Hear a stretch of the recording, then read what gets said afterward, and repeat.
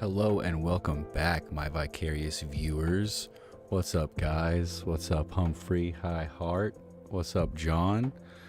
Don't really feel like playing too much today, but I am working on a campaign for some Pathfinder that we're gonna play later. So I figured it was good to put in some work on that, figure out some stuff there, and might as well stream, chat, and chill while I do it. So I'm gonna get that all set up, and we're gonna go from there.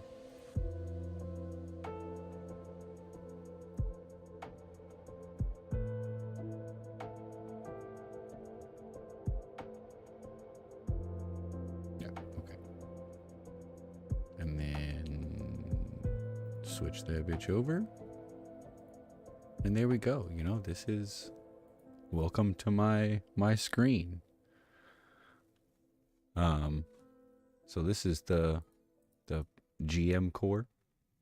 This is one of the books you gotta not have to, but you want to get if you're gonna be a good game master. And I want to be a good game master, so we're gonna do as much research as I possibly can before I get into this campaign. The real goal tonight is probably mostly to just get some NPCs and some creatures, maybe some ideas for some creatures, and kind of go from there. I have a few ideas of some creatures that I want to make, but I can't reveal too much on stream because then the crew is gonna know what they're in for, and we can't have that. We can't one, allow metagaming, and two, I just don't want them to know what I've got in store for them. So we're gonna be really vague about a lot of things when it comes to the campaign that I'm writing. But excuse me, I'm also just here to learn stuff in general. So we're just gonna kind of go through it.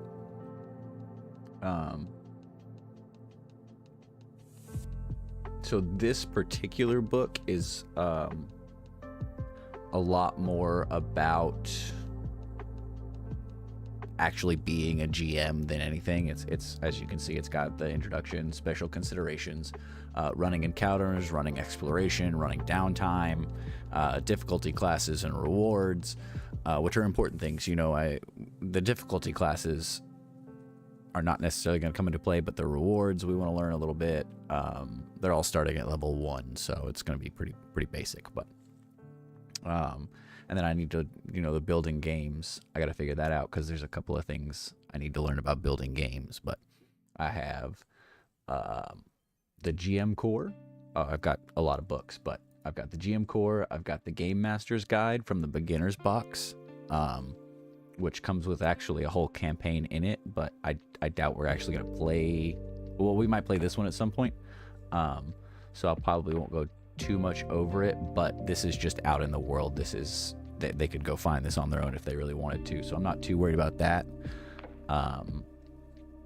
But I might take some ideas from this for a few things, so probably gonna keep an eye out for a few things. Might throw in a kobold warrior. I haven't gotten to that decision just yet. I haven't decided how in depth I'm going to make it, especially considering we're using a virtual tabletop and not just running it with pen and paper and our brains. Which is going to be really interesting to me because I've never used a virtual tabletop before, and it's a very complex system. As a game master, there's a lot I'm going to have to learn in the first couple of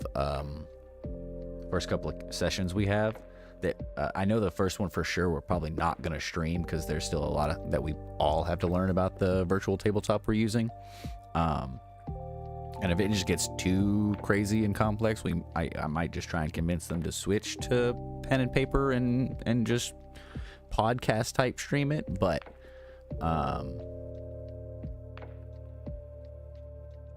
yeah, so I definitely won't go to that extreme. I don't really care if there. Like, for me, I want to make the experience immersive. I want to make it relatively real, but I'm also not gonna try and make it so real that it's just a pain in the ass, you know. So I mean, like, I might have them eat and drink occasionally. Like, I might make it matter a little bit, but it's not gonna like kill them per se if they don't, I don't think. But I haven't come to that decision yet. I'm still at the very beginnings of my campaign. And I don't even know if the virtual tabletop that we're using has a system for that level of detail. I mean, I'm sure it does, because it's really detailed, but I don't know how to work that just yet. But we're getting there. I got a lot to learn. I also want to learn traps and puzzles. Sorry, I'm skimming through a lot of this one because I'm interested, but this one's also a campaign that we might run later, so I don't want to try and take too much from it because I don't want it to mirror my campaign. I might be able to pull it up if you give me just a moment. I might do some of that stuff here in a little bit because I've got to learn a little bit more about it too, so it would be good to try and get some of it on stream to see how it streams.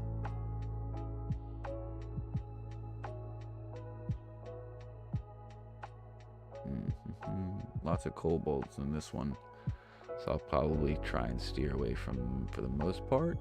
Shroom Grotto. What are we gonna have? Ooh. Planning session.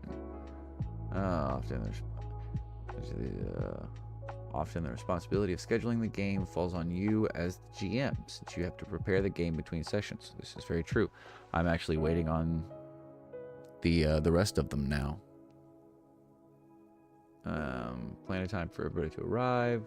So most of our sessions probably won't be longer than 2 or 3 hours, just in general, because I don't want to burn everybody out on it, especially for sessions that are going to go longer. Okay, do a recap of what we've done. I'm not super worried about distractions and interruptions. That just kind of comes naturally. Secret checks. Some roles work better if your players don't know the results of their roles. Nope, yep, that's going to be a given. If you don't know how long a quick task takes, go 1 action or 2 actions. Your character shouldn't be able to perform it 3 times per round. This is about how long your gaming sessions are or something. Yeah, usually. So that's pretty much the lineup. We have one other person coming in, because so the way I see it is, one, for the virtual tabletop that we're using, I would have to have 2 computers to both be a game master and play, because one computer would have to run the session and one computer would have to log in as a player. And I don't necessarily want to do that.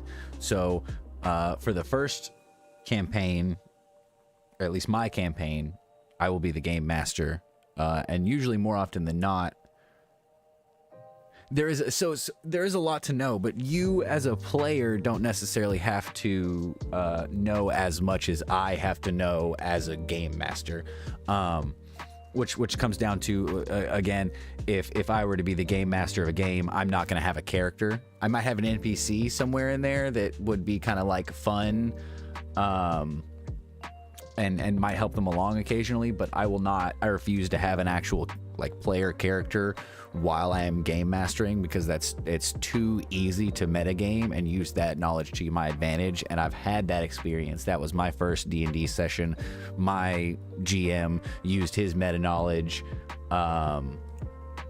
to essentially win the campaign, so to speak. He basically, everybody else kind of got screwed over and he became Lord High All type shit. So I refuse to like be that person and allow that to happen, and the best way to do that is to just not have a character. So if I'm the GM, I will not be playing, but we do have a 4th coming in to play our 4th characters in certain campaigns, the first ones we have. So the idea right now, at least my idea of how I have it set up for what I want to do, we're going to do a one-shot campaign, which is just like it'll be a 3-hour campaign tops, and it'll just be us. We won't stream that one, so we can all get a feel of how they play Pathfinder, as well as how the virtual tabletop will play. And then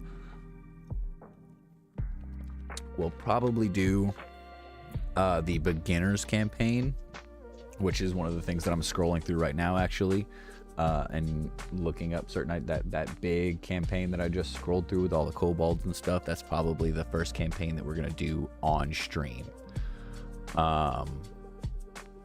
So I'm trying not to get too much into that, because I don't want it to run back to them and they know what they're in for this campaign as well, although it doesn't really make that much of a difference.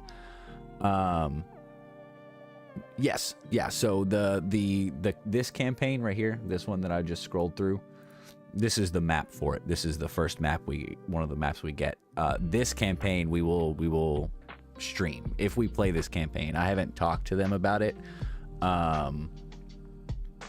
about what they want to do after the one shot, but my campaign probably is like the one I'm building probably isn't going to be ready just yet by the time we finish the one shot, but that also depends on how long they take to set up. But so we'll probably do this one, which is called Menace Under Otari, because it is like the quote-unquote beginner Pathfinder campaign. So we'll definitely stream that on the virtual tabletop in all likelihood, because I have it on the virtual tabletop ready to go.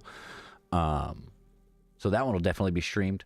And then my campaign, when I create it, will probably be streamed, but that one might just have to be pen and paper or podcast type streamed, because I don't necessarily know how to create actual campaigns on the virtual tabletop right now.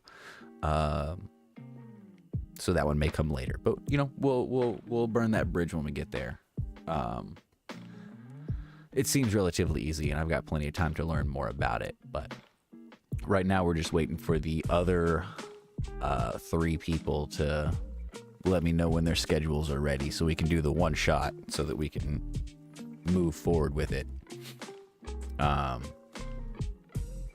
You got it, John. I've got a couple ideas right now. I might run some things by you here in a little while. Probably tomorrow, actually, because I don't know how long I'll be up here doing this, but that's funny. You're cheating, Dub. Sorry, I'm watching Dub stream, and he's one of the people in my campaign. He's out here cheating. Okay, so I'm also blowing through a lot of this one, so I probably won't read too much of this one, because I'm looking more for ideas for creatures than anything at the moment. Encounters with adversaries and hazards grant a set amount of XP based on their difficulty. When the group overcomes challenges from creatures or hazards, each hero gains XP equal to the total XP of that creatures and hazards in the encounter. XP works a bit differently if you have more or fewer than 4 heroes. Okay, we'll have 4 heroes. See party size on page 35. What's up? What's up, Mr. U? I know I'm in Dub stream. I'm watching it. I am doing so. What do you? Okay, there you go. I did something. Look, we'll go look through the bestiary. I'll get some creature ideas. Just a heads up before we scroll through the bestiary. Hey, absolutely. W-dub. Good Lord. I know that they're totally cheating, but that's okay. That's why I switched over. And I'm not going to get too into it.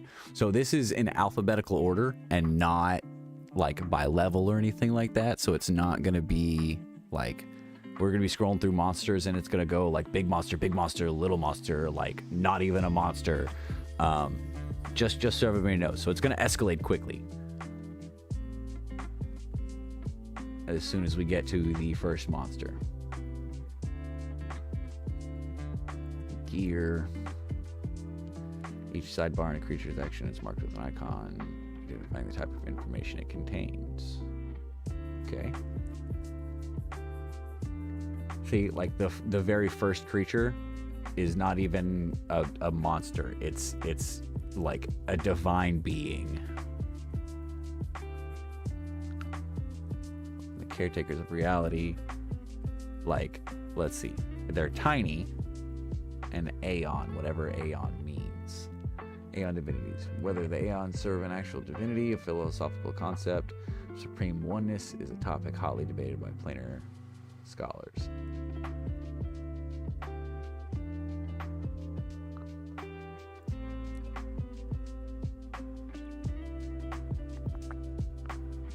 Pathfinders, like they're a D&D. That is correct. So not all of the books. Actually, I think it is all of the books. All of the books that I have are second edition, which actually just released most of them this year. Second edition remaster, see? And this one's a second edition. So most of the books, all of the books that I have are second edition. I played on first edition, but I figured if I was going to start my own campaign, I might as well start it up with second edition. But they've only gotten to second edition. There's not like, whereas D&D is on like fifth edition, so it's a little different. They're a little bit newer, but probably not going to have any of these creatures in my campaign. Maybe. Let's see. Plus 10 dark vision. Acrobatics, dexterity, creature for AC, fortification, statues to all saves, and auditory and visual. 60 HP. Ooh, resist bludgeoning. Interesting. I wouldn't call it an underwater section so much as just an underwater creature. A couple of underwater creatures. It goes by, they're under this tab. And then, because now we're on angels. So it just kind of depends. We were here.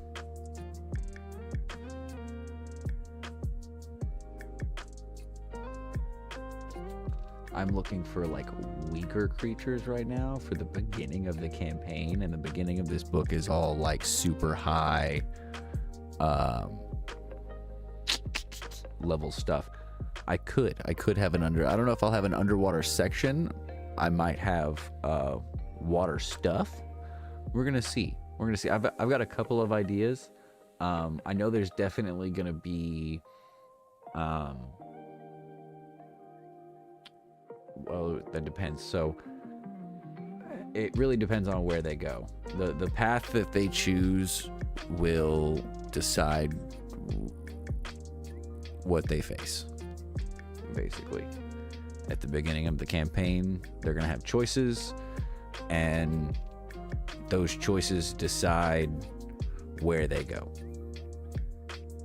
and what happens and what they fight.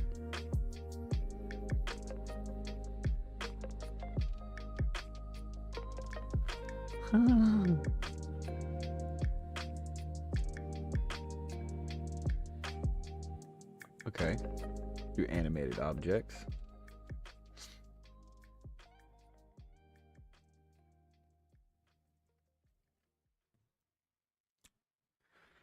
Might have an idea for something like that. Let's see.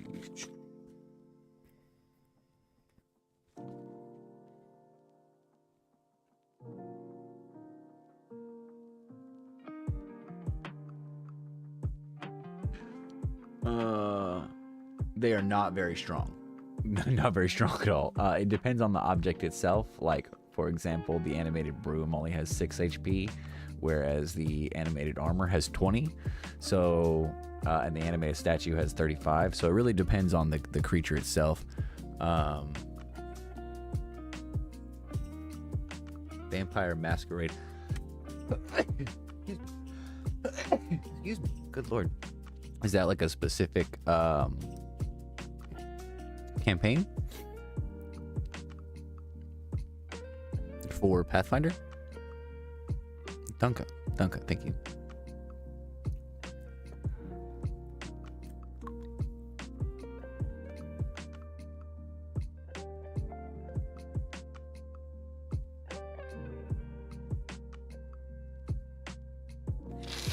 Oh, good lord.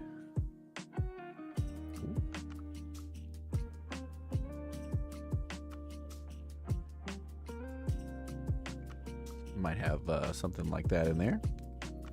We'll see.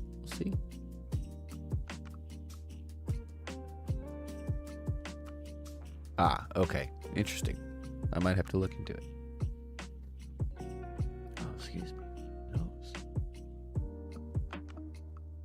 See, look at that. Look at. We go from this thing to just a normal ass gorilla.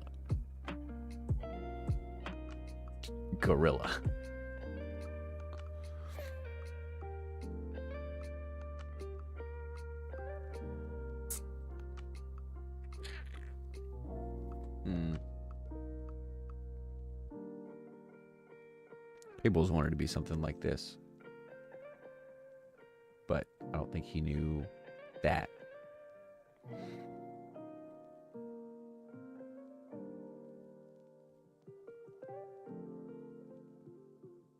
That's a big boy. By Racken. Rosado. Racken are musical messengers, an embodiment of free travel. They serve Desna and other deities and imperial lords of Elysium. They're quite fond of the concept of free time and are always on the hunt for opportunities to pause in their duties to enjoy music and appreciate moments of beauty. Interesting. Might have to look into them a little bit more. Lyrakian?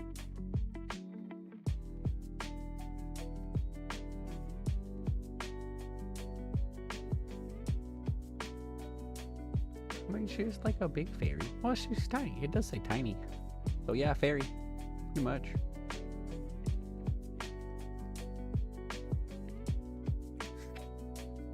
Oh, excuse me. Good lord. Oh. Interesting. Tale tellers, chroniclers, and champions of freedom of expression. They are generally peaceful but are quick to act if a masterful piece of art is threatened or free speech is suppressed. Interesting.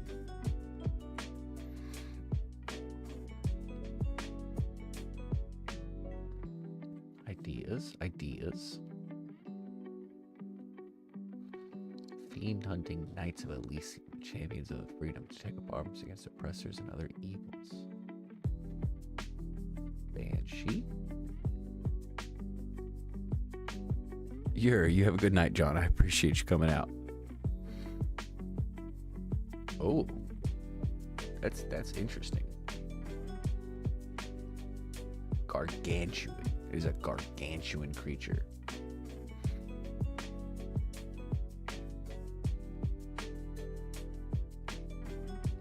Okay.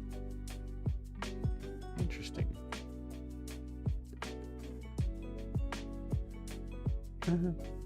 Typical Barghast are ravenous gluttons of life who feed and grow on the fat of mortals, their bodies changing in ways none can predict as they use the flesh and blood of their victims to achieve grisly transformations into greater Barghasts. Barghasts often use of their shape-changing ability to rule tribes of goblinoids or to discreetly hunt in rural areas in the guise of unnaturally intelligent wolves. They do not work well together, and each Barghast wants all the kills for itself. Cannibalism is typically the result of too many Barghasts in one small area. Interesting.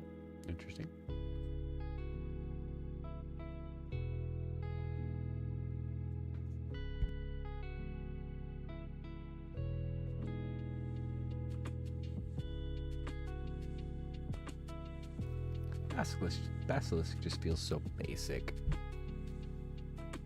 Vampire bat swarm. Interesting.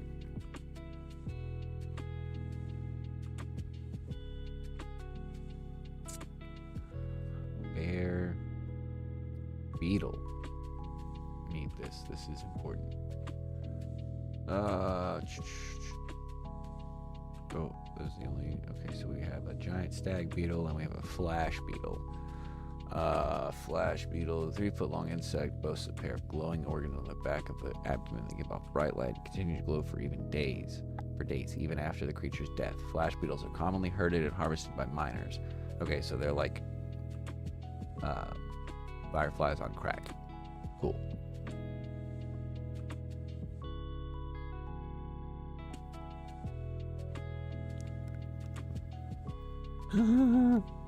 That's funny. There's probably gonna be bugs in my campaign.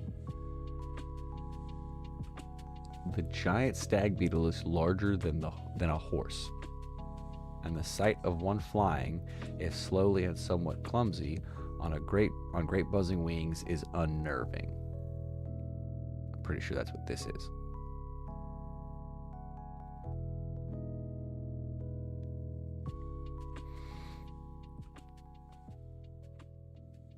Okay. What's up, Candy?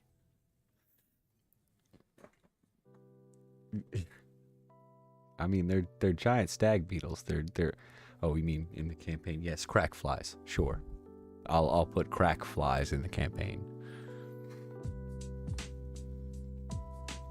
Okay, so this is important. I need flash beetle is one of the things I'm gonna use as a reference for something. Bloodseeker is a giant mosquito. 4. Daedon boggart.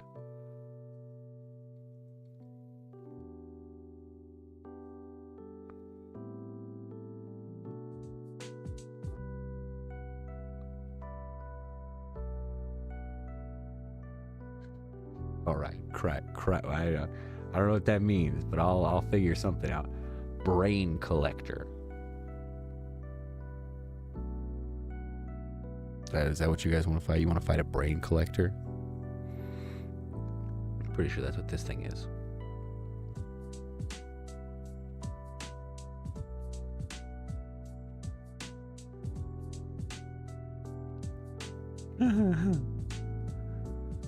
Bugbear. Good lord, I might be a later thing. Bugbear.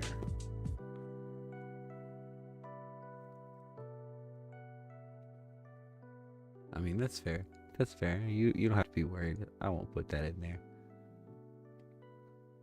Ooh, okay, burrow. Bullets are fearsome predators that roam just beneath the surface of desolate wilderness areas. When they burrow through the ground, only the fin of their thickly armored back protrudes above, at least until they're ready to leap out and strike their prey. Land shark. Yeah, that's what I thought. This little part sticks out the ground. Interesting. Bunyip. That's a bunyip.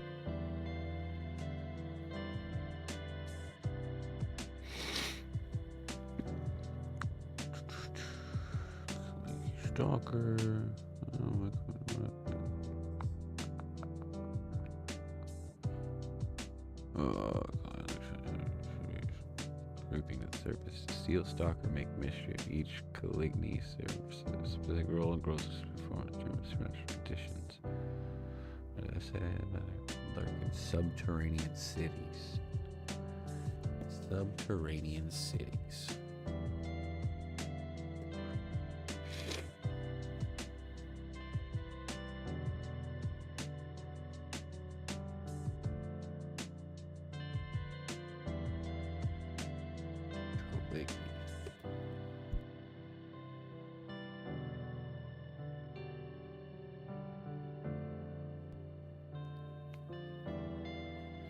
Cat. Cat.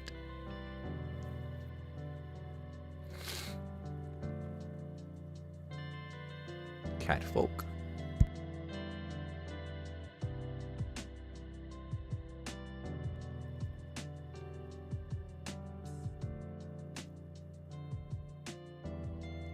I'm saying it cave worm.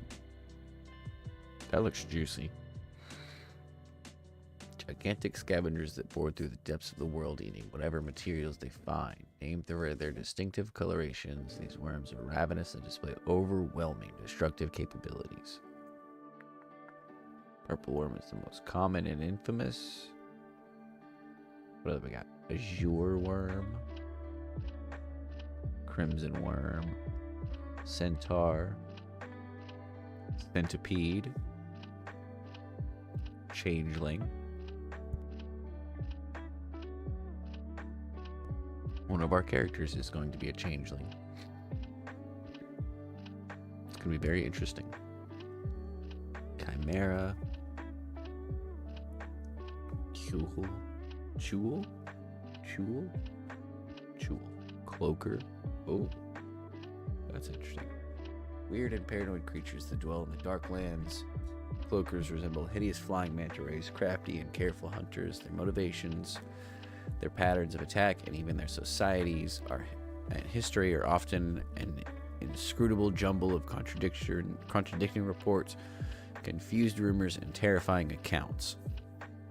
Like many of the stranger creatures of Galorian, cloakers were originally created by the Algothis, who breed them to spy on their Aslanti thralls. Oh, excuse me. I apologize. I am very sick.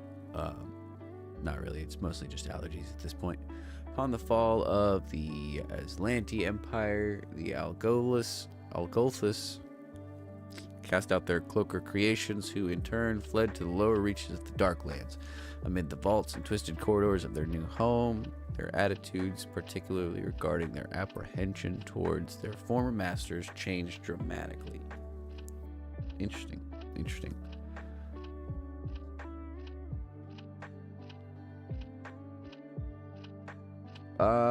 I don't know. We haven't gotten that far yet. We'll probably all have push to talk so that we can chat to our streams and to each other. But, yeah, we haven't gotten that far yet.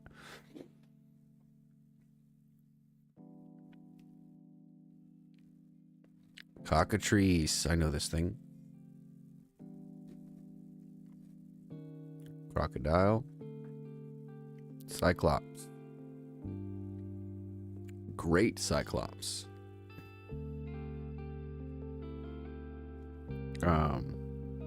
I know I will almost definitely have my chat running and whatnot, but we'll see how it goes.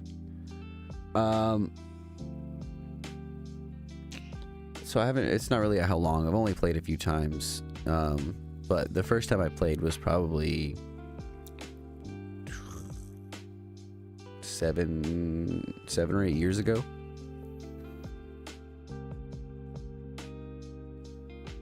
So a lot has changed in the time that I have been away.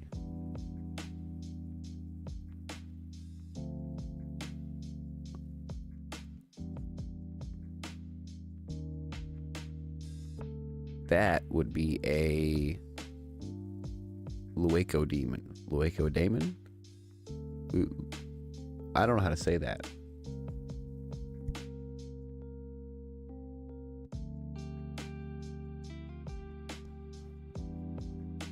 Deep Gnome.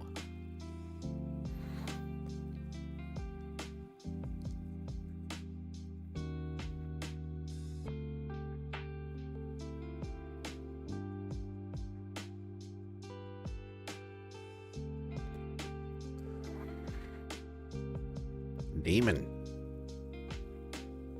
This is where we're starting to get not really. I think they're more like they live like really deep down, like deeper than anybody else. Just because it's the gnomes, they're reclusive underground dwellers. Oh, I guess they're just underground gnomes.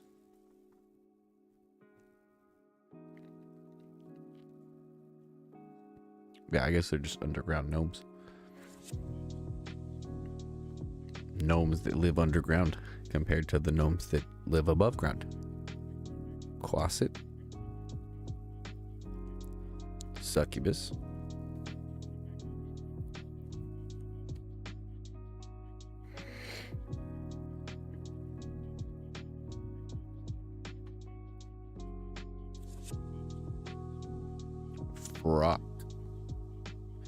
Interesting. Glabrezu?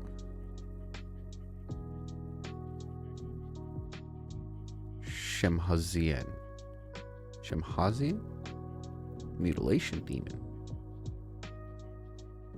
There needs to be like little like click to tell you how to say these names. Merilith. Oh, look, a Baylor. This is one of the things that I had to encounter when on my first campaign. A Baylor. They're pretty rough.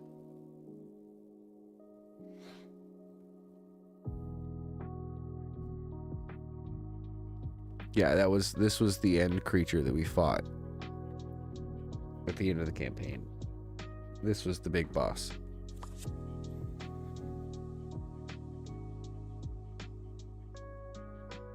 Daros are short, wiry humanoids with milky white eyes, gray-blue skin, and wild shocks of white or gray hair. The descendants of a mysterious type of fae abandoned in the deeper, darkest caverns of Galorian. Daros are the subject of fearful legends and folk tales to most of the world's surface races. Interesting.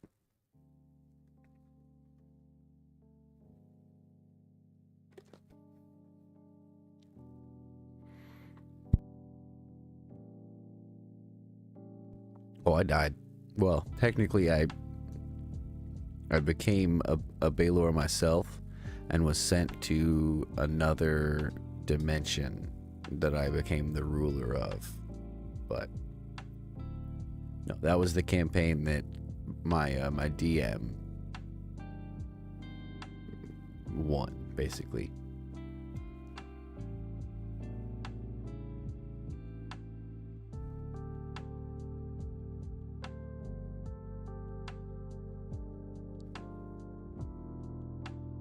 Yeah, it was also one of his first campaigns, but he was also really he's a good friend of mine, but he was a really narcissistic guy. So I can't say I'm surprised, but it definitely made the end of the campaign not as fun.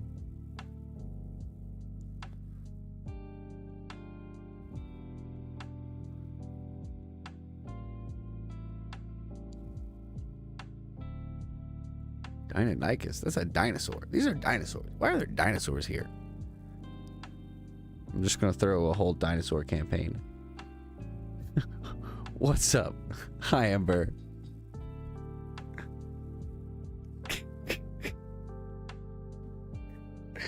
Oh man, that's funny. Much amused. Thanks for showing up, guys. Look, dinosaurs. I don't know why I pointed at my screen like you can see me pointing at my screen, but, you know. Dinosaurs. Yeah. That is a person that I know.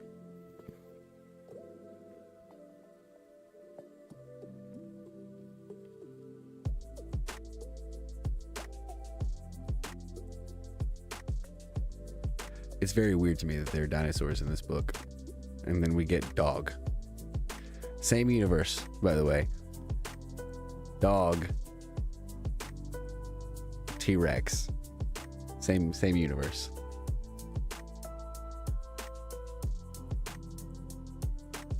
Ooh.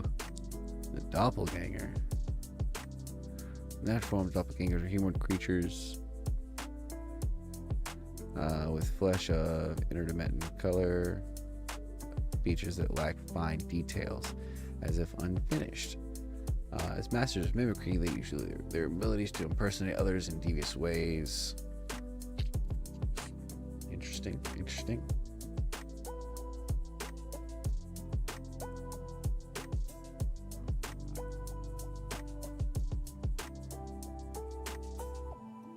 Cool.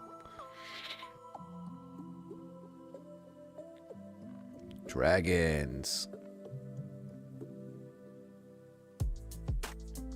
I was thinking about throwing a dragon in.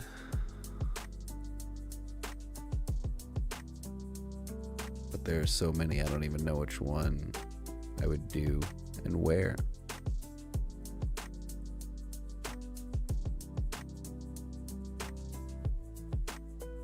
Could be really interesting to see how they take these things, though.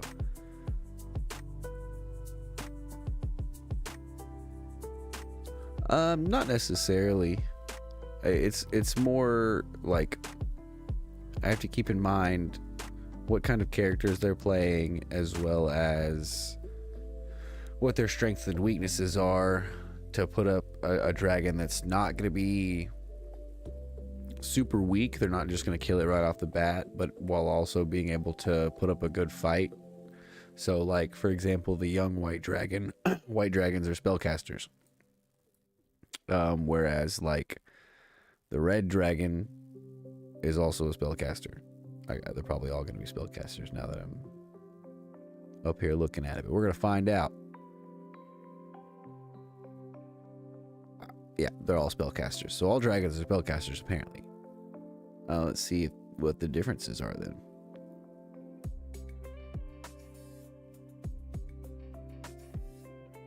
Okay, so we'll start with the black dragon.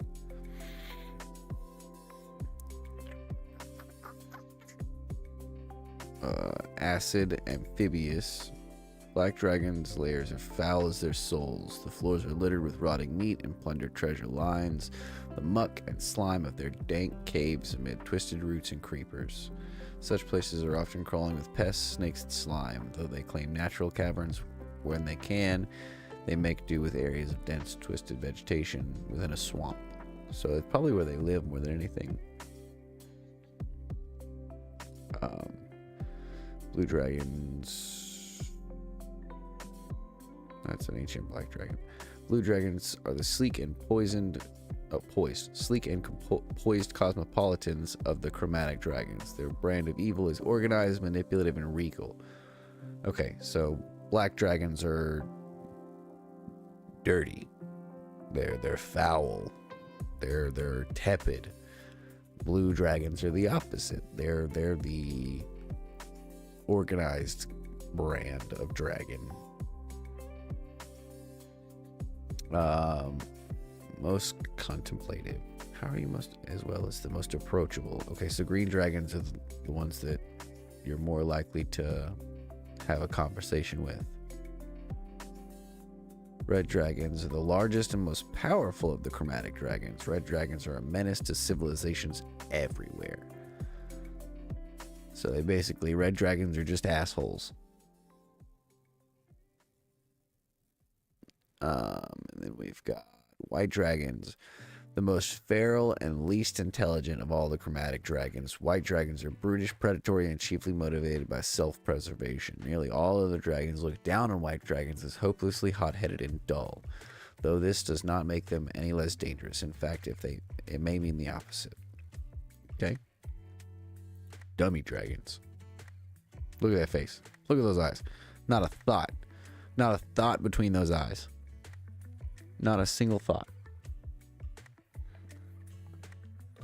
His entire brain is just dragon. Surprised he made it that long.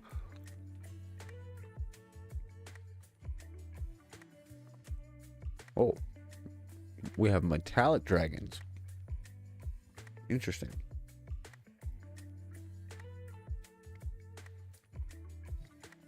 Okay.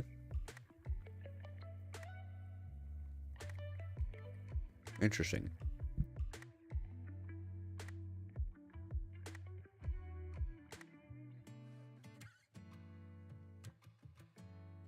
So what I'm seeing is the metal dragons are the good dragons.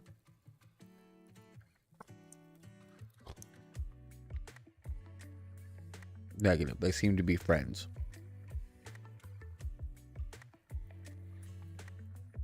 Yeah. Yeah, the metallic dragons are friendly.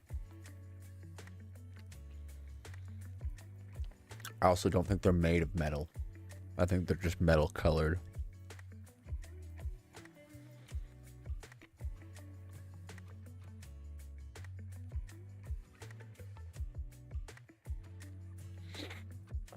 So if I do put a dragon in, it might be a metallic dragon.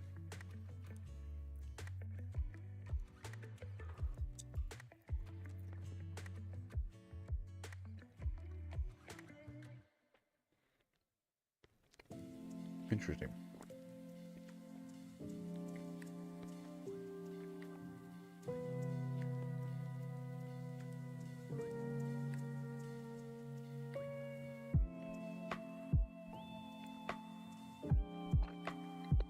No, it'll probably just be a regular dragon turtle.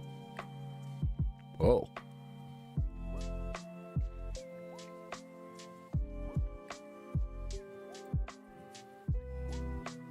Dracothics? Drake? Flame Drake? Jungle Drake?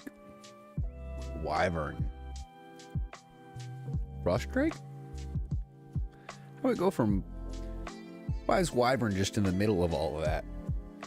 There's your Dark Elves.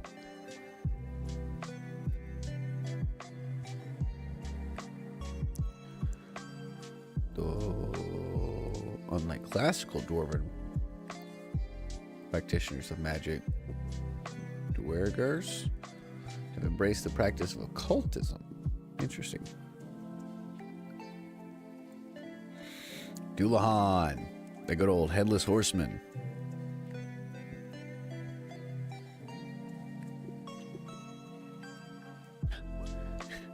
Go from headless horseman to eagle.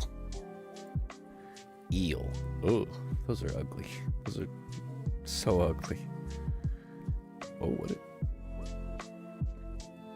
These strange fey felines resemble large, broad bobcats from a distance, but a closer view reveals something amiss.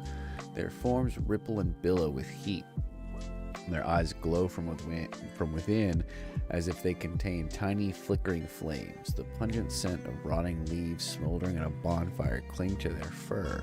Yet those who have the chance to watch Elenanxes hunt or attack prey witness the greatest indication that these creatures are something more than mere predators, for they act with cruel and savvy instincts, revealing reveling in the pain that they inflict. Bad at reading, sorry.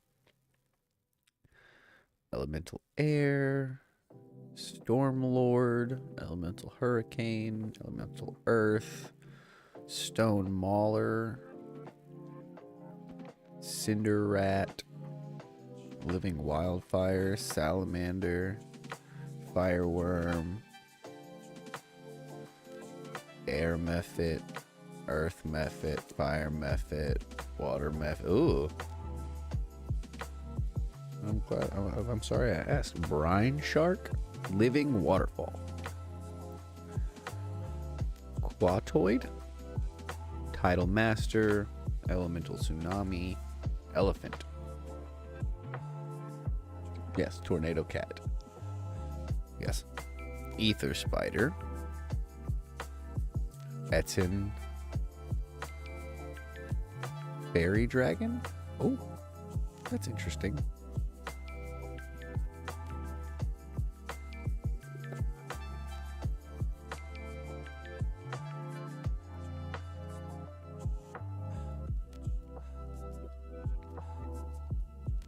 Although they're much smaller than their larger dragon cousins, fairy dragons have many of the same physiological attributes, including long necks, toothy maws, sinuous tails, and sharp claws. They flit about on iridescent butterfly wings, the coloring of which changes based on where they live, giving them a natural camouflage. Unlike their larger kin, an adult fairy dragon remains the same size throughout its lifespan. The only visual clue to the age of the fairy dragon is the sheen on its scales, and a glimmer that becomes more lustrous the older it gets. Pleasant and good-natured temperaments, although they have a mischievous streak that leads them to play tricks on those around them. Interesting. I see you lurking. See you lurking, Dub.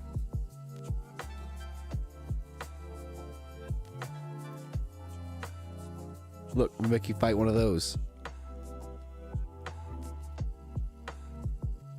You know, you're gonna fight a Grothlet. Whatever the hell a Grothlet is. It's mindless, whatever it is. Dry. Oh, I understand. The spider elf. Fly trap. Okay. Gargoyle. Yeah. We know about those. Genie. Jinn. Genie. Shaitan. Sounds like if Sean Connery said Satan. Shaitan. Efreeti. Marid. Ghost. Creating a ghost. While it's best to create custom ghosts to fill an adventure's specific needs, you can also use the following guidelines to turn existing living creatures into ghosts. First, increase the creature's level by 2 and change its statistics as follows. Increase AC, saves, perceptions, DC, and skill modifiers by 2.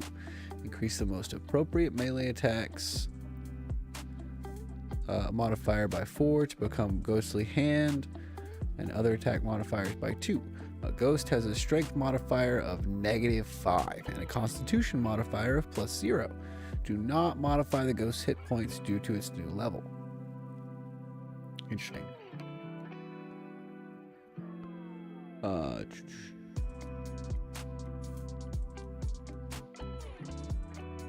Very possible.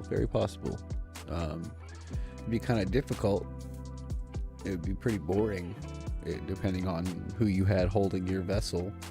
But very possible. Yeah, exactly.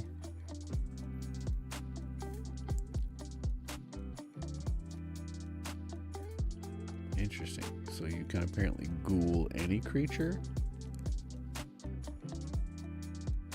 Interesting. A ghoul and a ghast. Ghasts, feral, foul-smelling, and constantly hungry, are more powerful kin of the ghouls. Okay.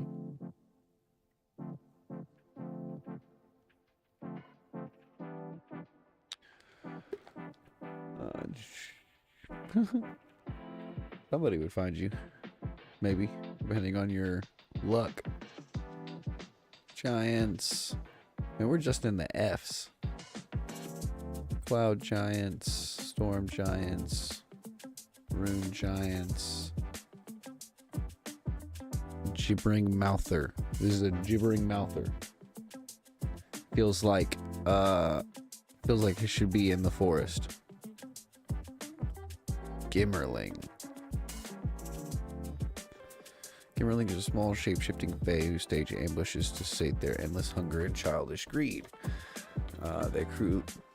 These cruelly curious fae obsess over finding and making unusual traps and sadistic weapons.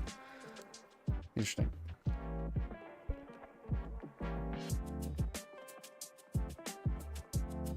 This is one of the things Papal wanted to be.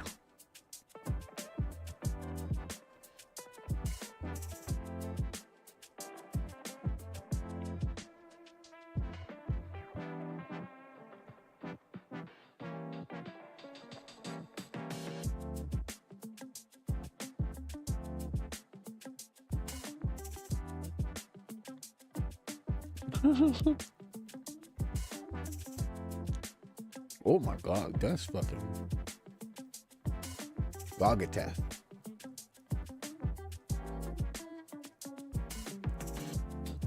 A slavering nightmare of teeth, eyes, and hairy spider-like legs. And its appearance is invariably seared into the minds of any who witness it.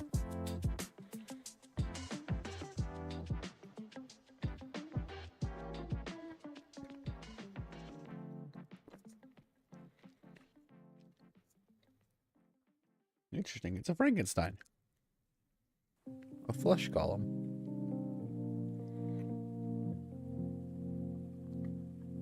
Alchemical golem.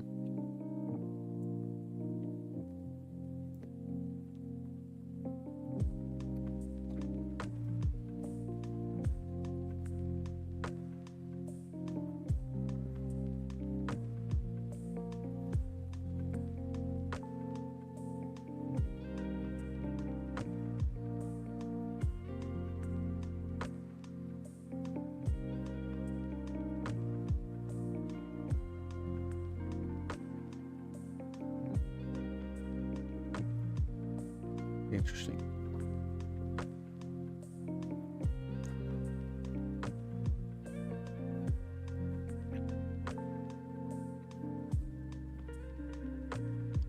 He's so like stubby.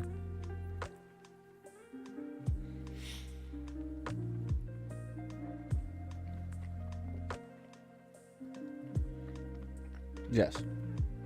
Yeah. This is an iron golem. And this is an adamantine golem.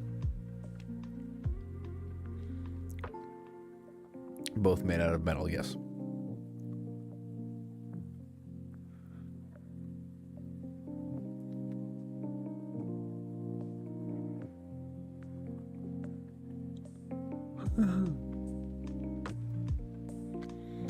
Pugwampy.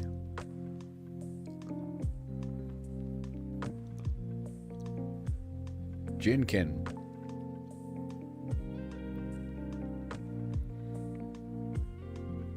Griffin. Gricketog. It literally looks like a giant rock that eats. That's just a big mouth on a rock.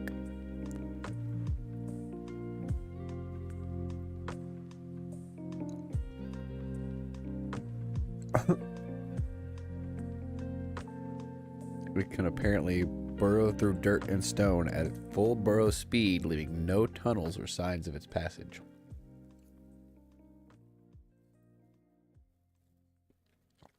Good old Grim Reaper. Gug.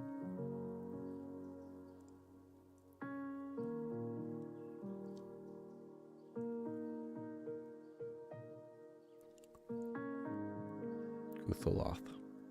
Pretty sure Guthaloth is a war machine. 100 feet tall.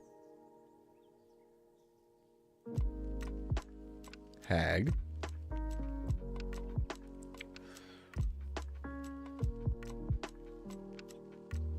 Track what for its teeth? This thing?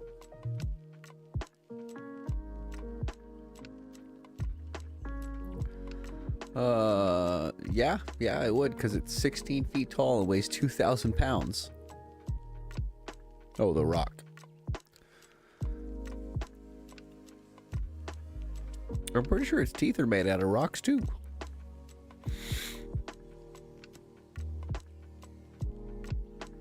Oh, no. No, definitely not.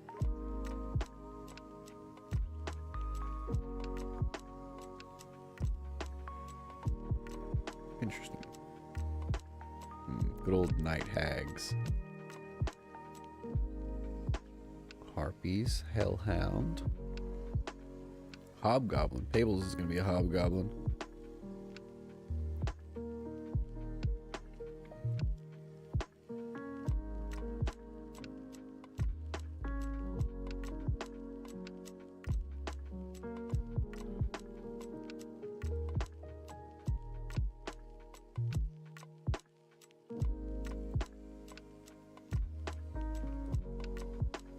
Correct. Horse. Riding horse. Riding pony. War horse. Hydra. Sorry, I'm skimming to look for things that I want to put in my campaign or might want to put in my campaign. I've already looked through these books a few times. Well, hobgoblins are not important. That just happens to be what Pables is going to be. Not this one, but a hobgoblin. They don't have what he's going to be here. In this section, he's going to be a hobgoblin alchemist.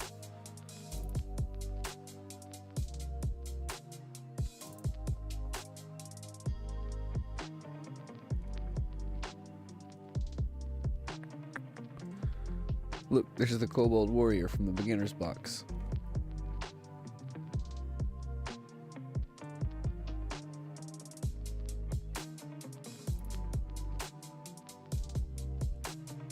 I know I saw him. I might be crazy. Ah, I knew I saw it right there. Nailed it. I'm cool. Kraken. Kruth. Oh, that looks like a weird dinosaur. We'll see. Mine may not. It does not. That hurts my brain. Lamia is like a snake creature, but I guess not. I guess it's any kind of creature that has an animal half that isn't a horse. Leshy. That's what Dub and Candy are going to be. Leshy creatures. Dub is a leaf leshy. And Candy is a gourd leshy. Which they don't have right here. But I can pull it up in a minute. Yep. Oh yeah, they're both leshies. So Dub is going to be a leaf leshy. He will not be taking fall damage. And then Candy is a gourd leshy right here. They don't have a picture of it, but she's going to have a pumpkin head. So it'll be interesting. We're going to see how it goes. Might throw a lich in there somewhere.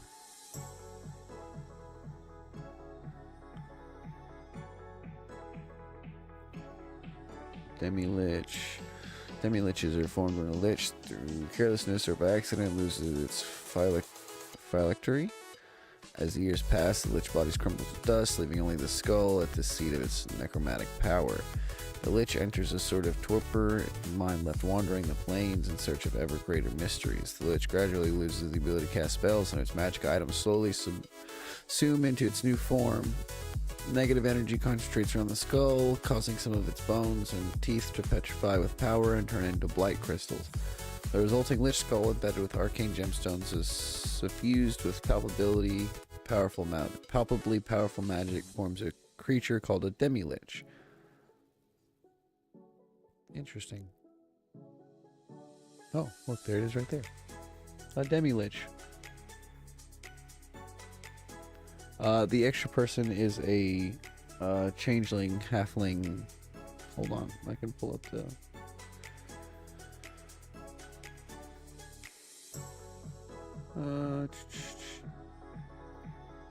what did I do with everybody's character sheets?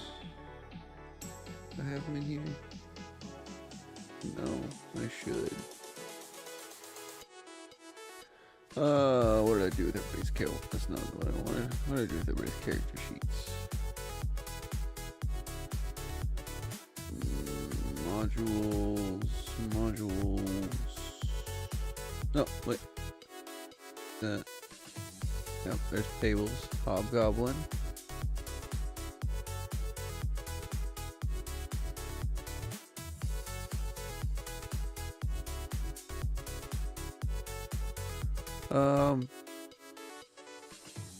Oh, they're worth a lot of money. These eye gems are worth 3,000 gold apparently.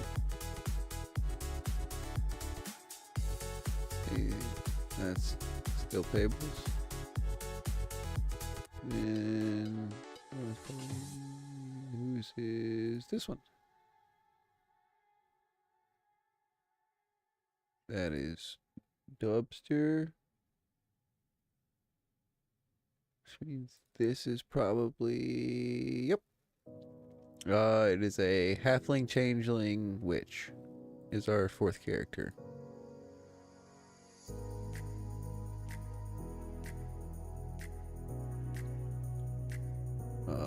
Ice Lenorm.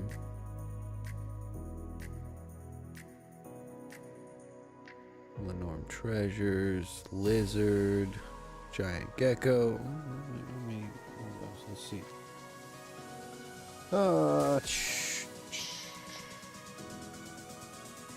Giant gecko. Mark. Giant monitor lizard.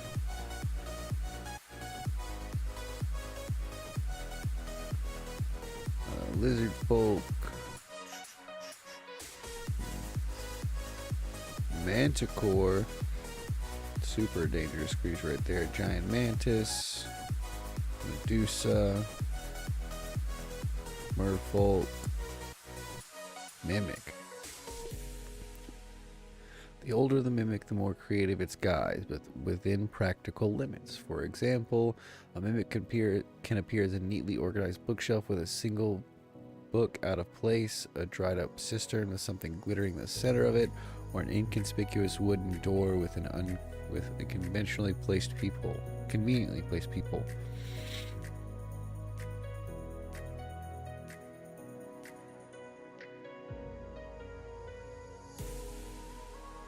I can see that. She looks like an interesting character.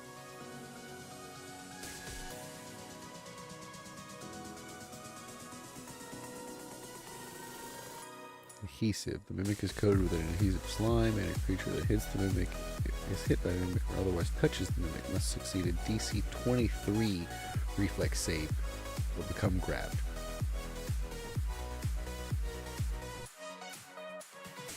Interesting. Yeah, magic items is one of the things I need to start looking into as well.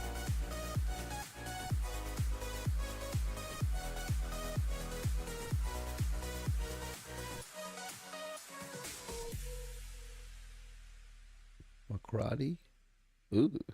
Like a 3-headed centipede? Fearsome centipede-like creatures, yep. With breath weapons. It looks like electricity, fire, and poison. Or acid. Oh yeah, lots of bugs. Mummy. And we're just in the M's. That's crazy. Naga. Ooh. I don't like the way Nagas look in this game. Yeah, it's horrible. Nightmare. Greater Nightmare. Nilith. Like a big ugly sloth. The sleek dark Niliths resemble hairless, emaciated tree sloths. Yeah, these creatures are intensely dangerous and fearsome, with red glowing eyes, wicked claws, and mouths full of needle-like teeth. Interesting.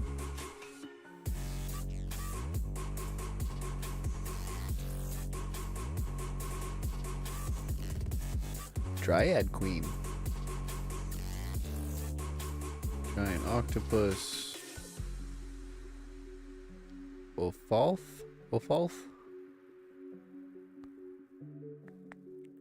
Ogre glutton.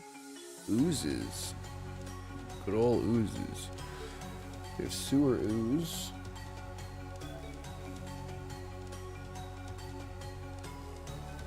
Sewer ooze may come into play later. Gelatinous cube. Ochre jelly. Black pudding. Most often found below ground, these oozers scour caves for objects to dissolve within their corrosive secretions. This caustic acid is particularly dangerous to creatures that attack a pudding, as it can quickly damage and destroy gear.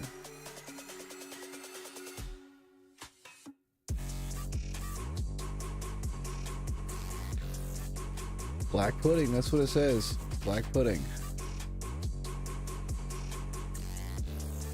Orcs.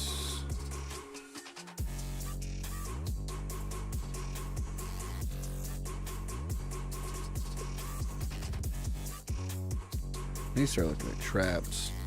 I think I've got plenty of monsters. I need to look at NPCs and traps more than anything, I think, at this point.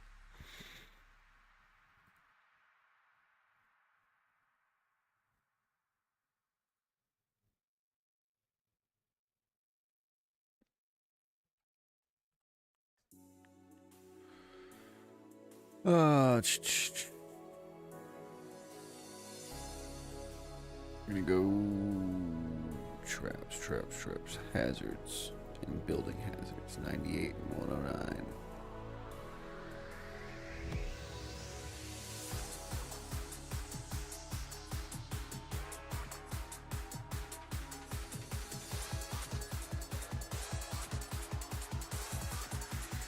Wildfires. I understand.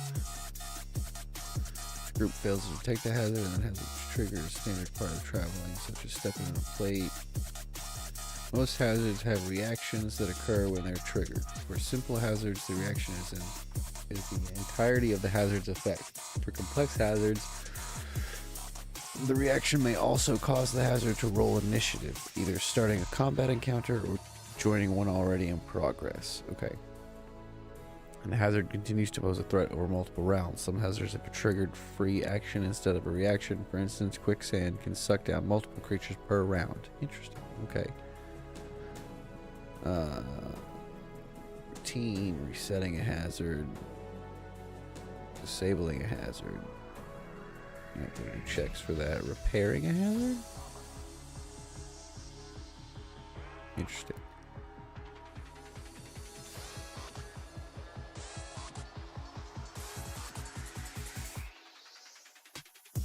Okay, so for simple hazards, it's 8 experience, and for complex hazards, it's 40 experience at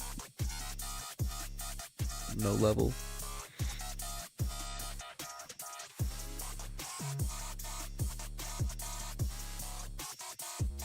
Armageddon Orb.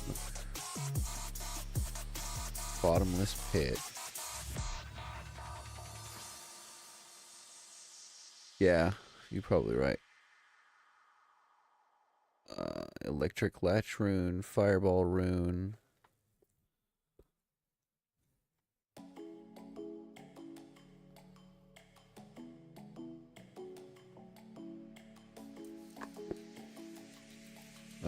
Ghostly Choir, Hammer of Forbiddance, Hallucination Powder Trap, Hampering Web, Hidden Pit, Poison Mold, Pharaoh's Board, Planar Rift, Polymorph Trap, Poison Lock, Scythe Blade, Slamming Door, Spear Launcher, Snowfall.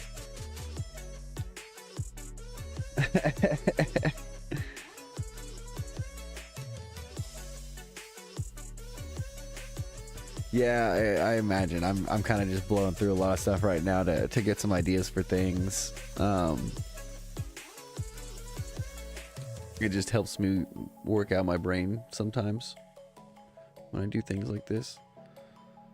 It also gives me the motivation to actually start throwing my ideas together, since I'm just waiting for the other guys to come in.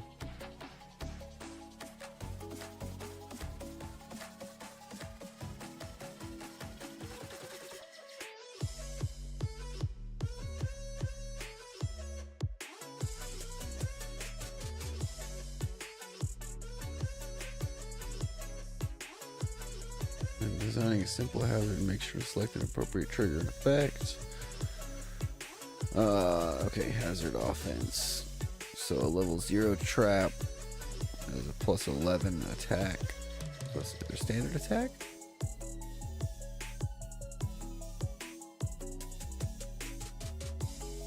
Complex. Okay, simple. Interesting. Okay.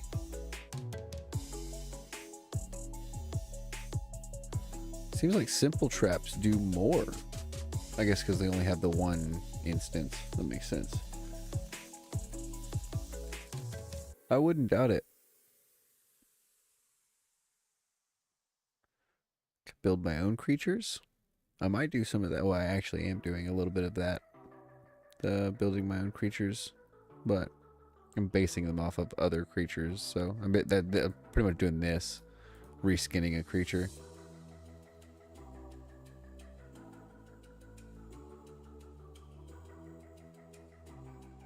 But we'll see how that one goes.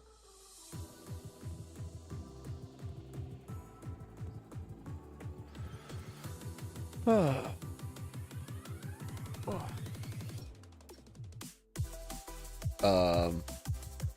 it depends on the creature. For the one that I'm doing, it probably won't take long because I'm pretty much just gonna pick the creature, take out one or two of its abilities, and throw a different look on it.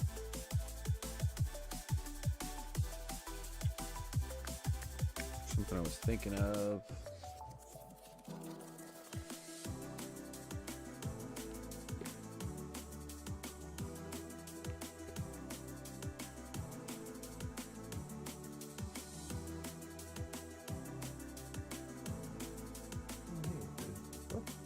In the Game Mastery Guide.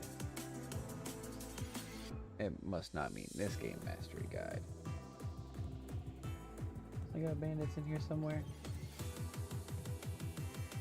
You know what? I built those. They have. Okay, interesting. I haven't been through this book just yet.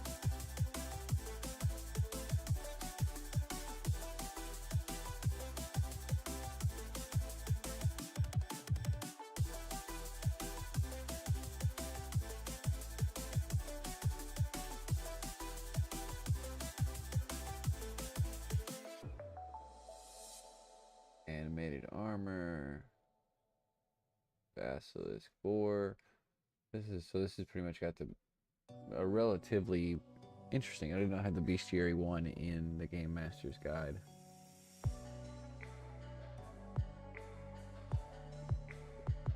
Let's see.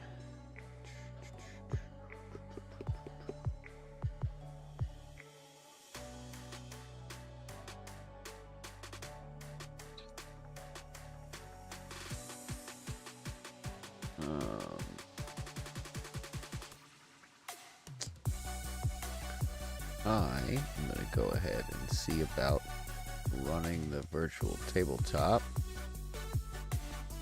Hold on, I'm adjusting things to see how it goes on stream.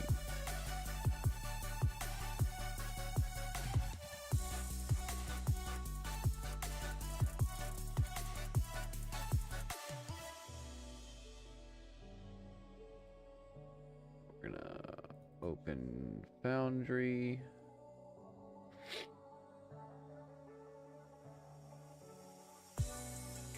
Not that. That's not supposed to go there. Move that back over here. Nope, that's not. Bear with me. My apologies. Look, there's you guys. There we go. I fixed it. Too cool sort of thought.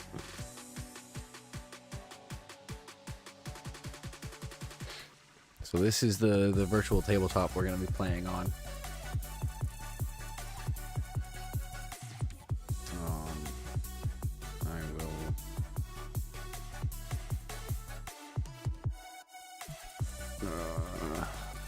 Test world. What? Why not? Do Pathfinder 2nd edition system. Create the world. Load into the world. Yes, the endless tunnel, exactly. Load in as the game master.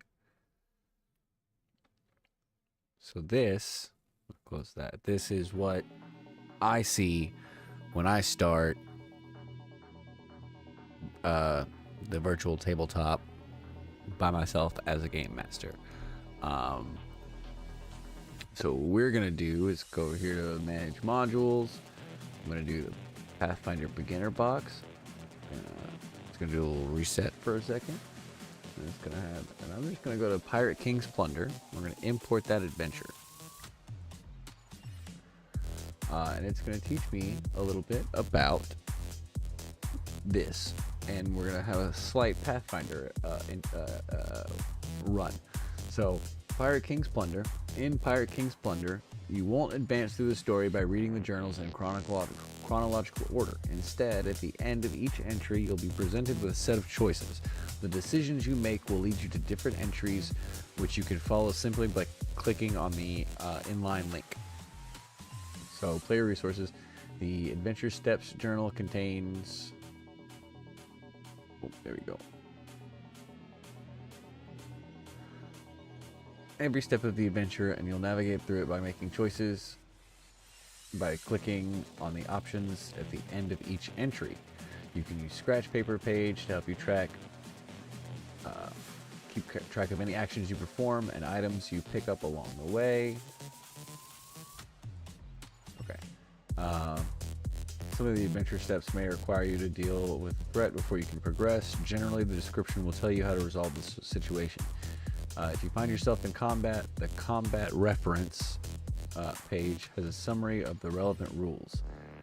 When you're ready, advance to entry 1. What happens? It pulls up. What did you do? Okay.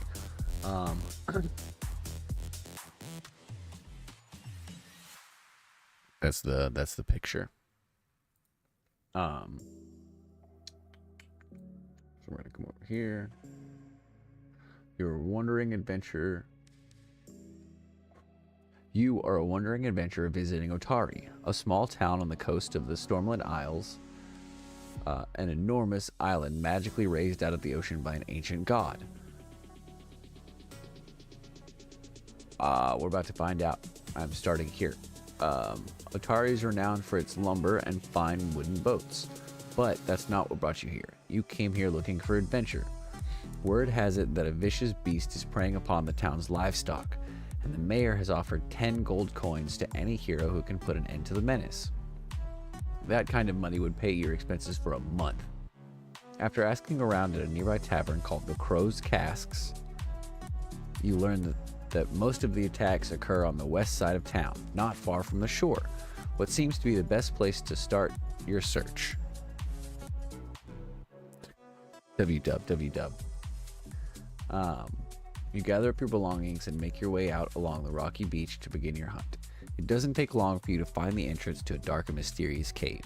Large paw prints lead to and from the gloomy opening. Go to entry 13. Noticing the tracks leading to the cave, you hide into the nearby underbrush, hoping to ambush whatever foul beast lives here. After just a few minutes, you hear the sounds of something approaching, and the scent of wet fur hangs heavy in the air. Emerging from the bushes is a lean, mangy wolf carrying the body of a dead chicken in its maw. It appears to be returning home after its most recent hunt. Clearly, this is the beast that's been preying upon the farmer's animals. You wait until it's near, and then draw your short sword and spring out to attack. What's up, Mr. U? You're now in combat with a wolf. You know, the feral beast cannot be tamed and must be slain to keep the farmer's livestock. Read the combat reference. Alright. There we go. For the rules on combat, your AC, HP, and attacks are listed below. Are listed on your scratch paper. Oh, they are. Interesting. Okay, so we're going to read this first. In combat, both you and the enemy take turns attacking one another. You attack by rolling the 20-sided die, or D20 for short, and adding your attack bonus, which represents your skill at wielding a weapon. If the total is equal to or greater than the target's armor class, AC for short, then the attack is a hit and deals damage. Subtract the damage from the target's hit points, HP for short. To defeat them, you must reduce their HP to 0 or less. I'm playing a solo Pathfinder adventure to test out the virtual tabletop where we will be using for our Pathfinder adventures. Finally, if your attack roll exceeds the enemy's AC by 10 or more, it's a critical hit and you deal double damage. Roll once and double the result. You also score a critical hit against the enemy if the result of your die rolls shows a 20 on the die. When the enemy attacks you, you can score a critical hit only if the die roll is a 20. Yeah, virtual. It's a virtual tabletop. It's basically it allows us to see the maps and the characters while also being not next to each other. I'll show you at some point when I'm done with this.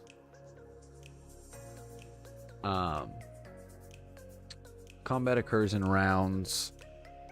In each round, both you and the enemy takes turns, and on each turn, you can use 3 actions. Once you've used your actions, it's the enemy's turn. After it uses 3 actions, it's your turn again. This repeats until one side is defeated. Actions are denoted by the action symbol. Although you can attack 3 times in one turn, each time you attack in a single round, each subsequent attack becomes less accurate. For instance, your first short sword attack is rolled with a +7 bonus, but your second only has a +2. Okay. So now we're going to go to our scratch paper.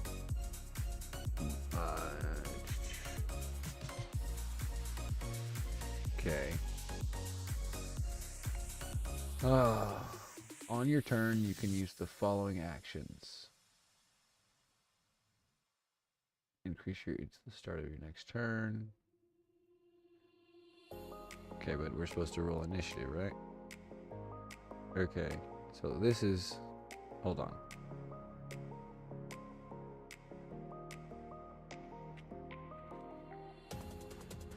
I guess since I have an initial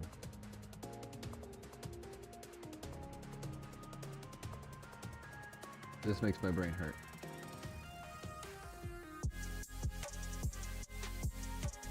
All right, let me get my dice out. Hold on.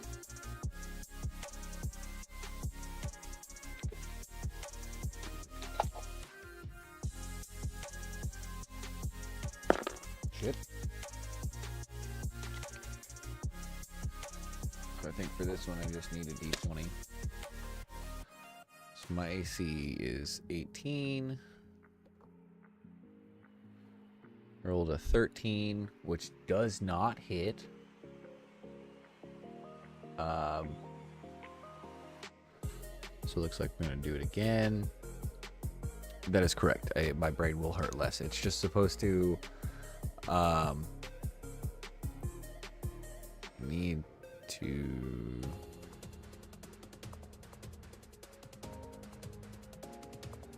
one of the reasons is there's not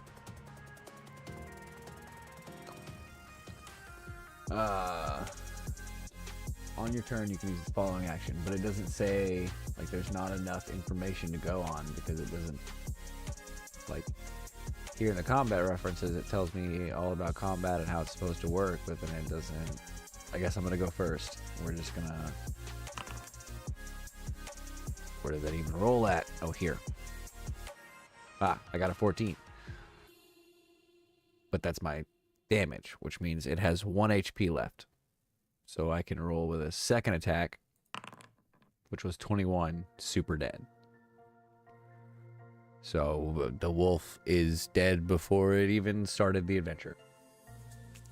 Didn't even get its attack. If you defeat the wolf, go to entry 7. You leap aside, avoiding the wolf's snarling jaws, and drive your sword deep into its flank. With a yowl, the wretched creature falls into the muck and goes still.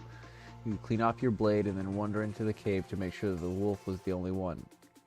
As your eyes adjust to the gloom, you find yourself inside a small cavern that was obviously the beast's home. It stinks of wet fur, and there are scraps of rotting meat and bone lying about evidence of its previous victims. Blah, blah, blah. Far more interesting though, is what you spot at the back of the cave. A crack in the far wall leads into darkness, and just above it, scratched into stone, is a symbol that looks a lot like a treasure chest. As you draw closer, you realize the crack is actually the entrance to an underground tunnel. It might be just be the hiding place of some forgotten treasure. Interesting. So, with the forgotten treasure in mind, you squeeze through the crack to explore deeper into the cave, or you turn back and head to the town to collect your riches. But clearly, we have to go further. Putting aside your fear, you squeeze your way through the crack into the narrow passageway beyond, lit only by a faint light from above. If the cobwebs and dust are any indication, no one has been down this way for a long time. Up ahead, the passageway widens to form a cave chamber before veering to the left. A curtain of moss grows on the right wall of the small cavern, fed by a trickle of water dripping from the cavern ceiling. Something about it looks odd, but you can't quite figure it out without succeeding a perception check. Okay. Your perception indicates... Yep. Once you've rolled, compare to the difficulty class, which is 15. Nope, we failed that.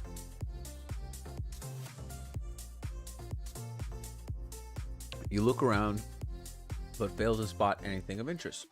With no other way to go, you head down the corridor that leads off to the left. You notice a faint breeze as you make your way down that tunnel. Sorry, I'm chewing. Hold on. You will have to download the virtual tabletop yourself, I believe. I posted a link into the Discord that should take you to their website, and allow you to download their software.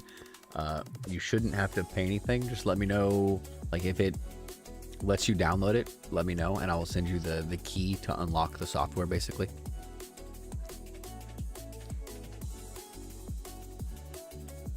We get to fight more.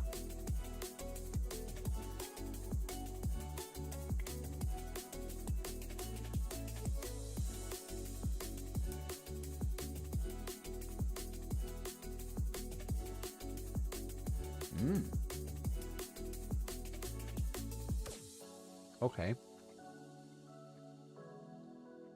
Interesting.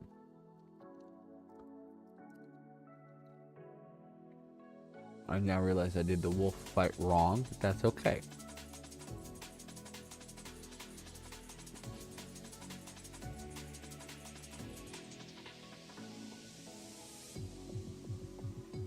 The passageway winds through ancient rock, but it's clear.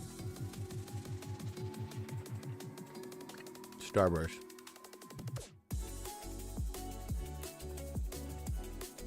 This is a Pathfinder, not a D&D, and it's about pirate treasure. The passageway winds through ancient rock, but it's clear that someone has made it wider with a pickaxe. Although it looks like the work was done many years ago, after squeezing hurriedly through a narrow crevice with a ceiling supported only by a rotting log, you find yourself in a small chamber.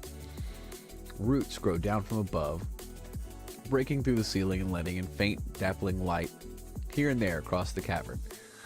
Opposite the entrance is another corridor, but before you could head down that way, you hear a terrible hissing sound coming from the passageway.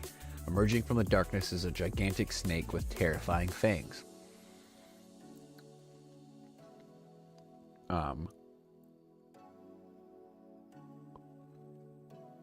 So it has to use 2 actions to get across to me.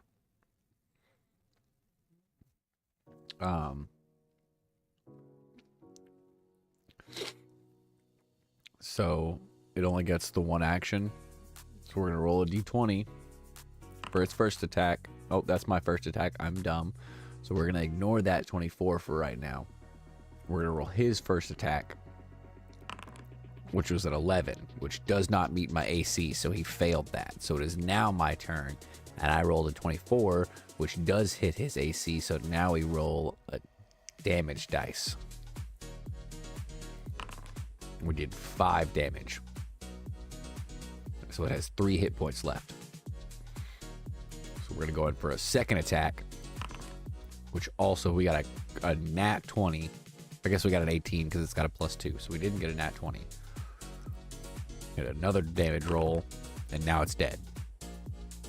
Nailed it.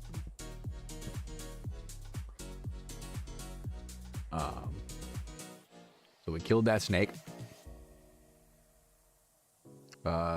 You must, okay, dealing, okay, I didn't get poisoned, so that works. If you defeat the snake, go to entry 8. He is indeed dead. With a swish, your blade slices right through the snake, and it falls dead at your feet with a loud thud.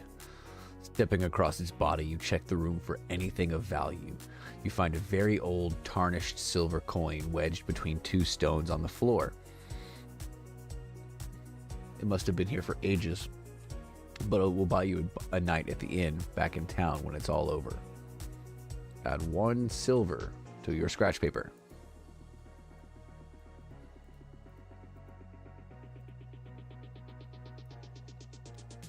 $1 silver.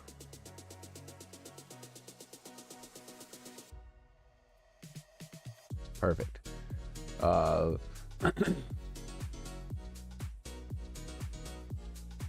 That's it. That's the treasure right there. We got the 1 coin. Leaving the dead serpent behind, you head towards the passageway opposite the entrance. Unlike the caves that came before, this tunnel looks like it was carefully dug out of the earth and meticulously reinforced with wood and stone.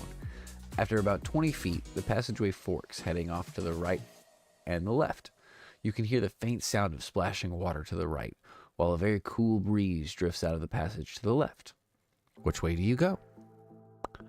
I'm gonna go to the right. Yep. The burbling sound echoing from somewhere up ahead grows louder with every step until you hear the sound of rushing water clearly. As you turn a corner, the source of the sound becomes apparent. The chamber up ahead is split in half by a stream that flows to the center of the room. This swift underground river enters the room from the right and flows out to the left. Across the way, you see a passage that continues onward, and you can just make out a staircase going down. Discarded on the ground in front of you is an old torch, probably left here by the previous explorer. If you take the torch, write torch.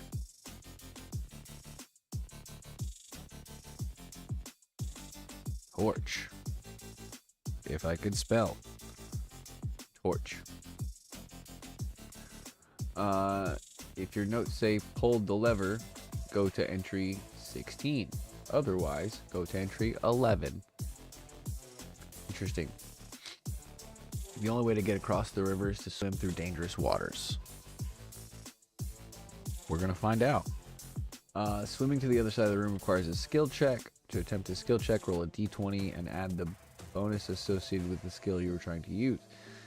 If the result is equal to or greater than the DC of the task. Okay, so we got to roll this. We got a 17. So we did it. We nailed it. We nailed it by 2. These checks can be dangerous. If you're in the water and fail too many athletic checks to swim, you can get swept downstream. If you fail 3 athletics checks, if you make it to the other side. Okay, so wait, how many do I have to do? There's greater than 2 athletic checks. Okay, so we got the first one. All right, do the second one. We didn't make the second one. We get. Okay, we made the third one. So we made it to the other side. You can make your way down the stairs. You traveled down quite a distance before arriving in a large cavernous chamber. A hole in the ceiling above allows in a thin shaft of light that illuminates a pile of coins and at least a couple glittering jewels. Standing in the center of the pile is a wooden statue, crudely carved to look like a pirate. The statue holds a wooden saber pointed menacingly in your direction. Drawing closer, you can tell that the statue has joints and hinges in its arms and legs, but by the time you realize you've drawn too close and the statue comes to life. Swinging its saber back and forth, the menacing statue approaches you. As it draws near, you spot a strange-looking keyhole located in the middle of the statue's neck. If you don't have the skeleton key, draw your weapon and go to attack. You are now in combat with the pirate statue. To start combat, you and the statue must start by rolling initiative to determine who gets to act first. This is a perception check that both of you attempt. The one that gets a higher result acts in combat first. If you tie, the statue goes first. Okay, so we're got a 17. And it got a 7. So I go first. Roll for both of you to determine who goes first. If you go first, you must spend 1 action to move next to the statue before attacking. Okay, the statue is much slower, so if it goes first, you must spend 2 actions before attacking. Okay. All right. So what we're going to do here is roll for our first attack. We got a 23, which hits its AC, but barely. So we had to use that one move to... Oh, you know what? Because that was our... We're going to roll with it for right now, but we're going to... For our next attack, so we got 5, so it has 15. We're going to skip the third attack because our first move was... We got a negative... I think you get a negative 2.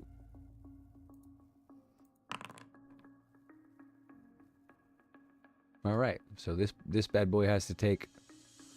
Oh, it doesn't. It just gets that first attack. And it hit a 23, which hits my AC. And I took 7 damage.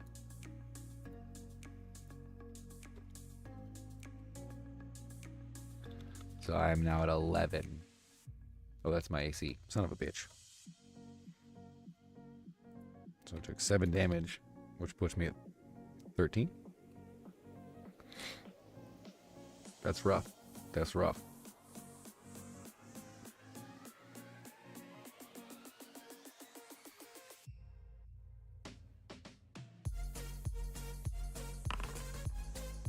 That also hits for 6. I might die here.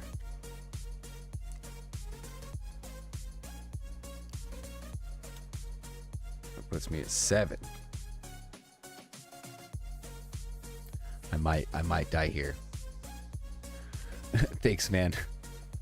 Well, I might just. My first move was moving. That is correct. And this thing, because I moved to it, it gets 3 attacks. That third one didn't hit though, thankfully. So now it is back to my turn to attack. So we're gonna hit that first one. 24 hits. We're gonna hit that damage roll. It now has. Did I hit it the first time? I did for 5. So it had 15. Now it has 9.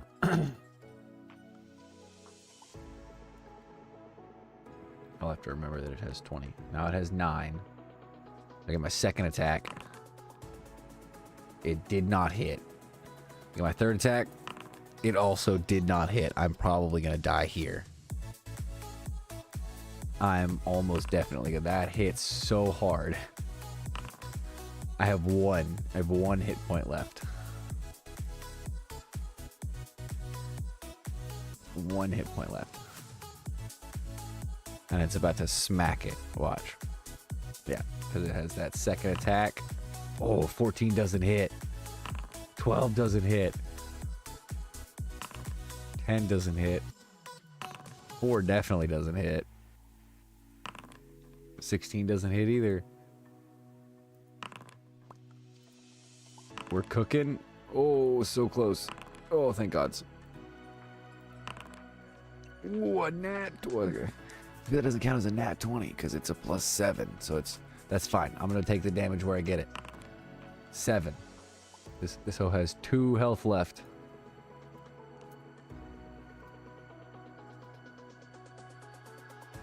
I'm not. I got this. I'm gonna get it. Get my, because that was my first. Okay, second attack. Come on. Fuck yes. Oh, that's a nat 20. So it's definitely dead. Because that's 20 points of damage. We defeated the statue, but barely. Barely. I still have that 1 HP.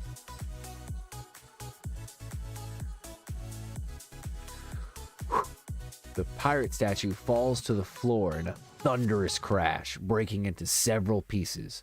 With this last guardian defeated, you are free to gather up the loot and make your way back to town. In total, the pile of coins contains 79 copper, 25 silver, and 4 gold. But the real treasure was in the 3 gems you found. 2 are simple agate gemstones worth 5 gold each, but the last is a sparkling ruby. It could easily sell for 20 gold, making it a very rewarding trip indeed. Gathering up the last of your loot, you prepare to head back to Otari and claim the reward for killing a wolf. While you're at it, you might just spring for the nicest room at the inn and maybe talk to the town blacksmith about getting a new suit of armor. But that is a tale for another adventure. Congratulations on defeating this solo adventure. Did you collect all the treasure? There is a total of 40 golds worth of coins and treasure you can find during this event, plus the reward. Remember that 10 copper is equal to 1 silver and 10 silver is equal to 1 gold. So we ended up with adding an additional 79 copper, 25 silver, 4 gold, a ruby. Did I say ruby or am I dumb? Yeah, ruby. Okay, cool. And then agate gems. The ruby is worth 20. Not that any of this matters, but 5 gold each.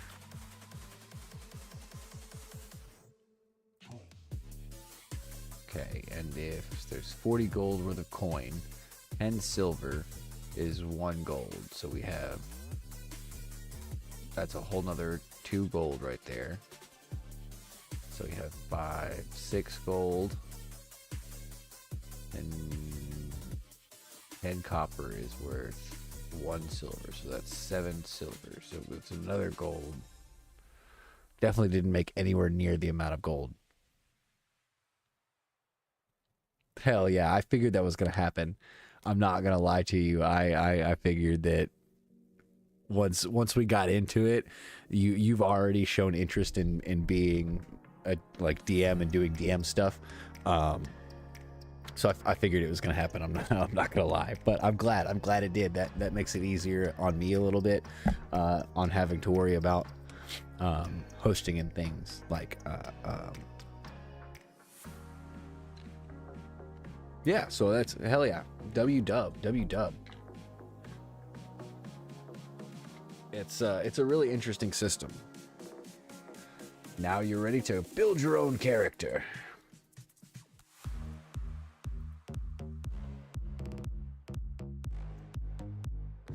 Well, so Dub could technically already play without having to buy it. Anybody can play this. Technically, you just have to have a licensing key, which you can get from someone. Like, I can give my licensing key to Dub, Pables, and Candy, and they'll all be able to play. They just can't host a game. But now Dub can host a game if he wants to.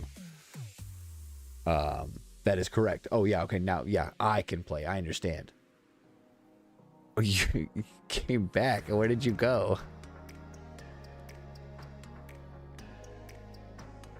Interesting. Hold on. Hold on.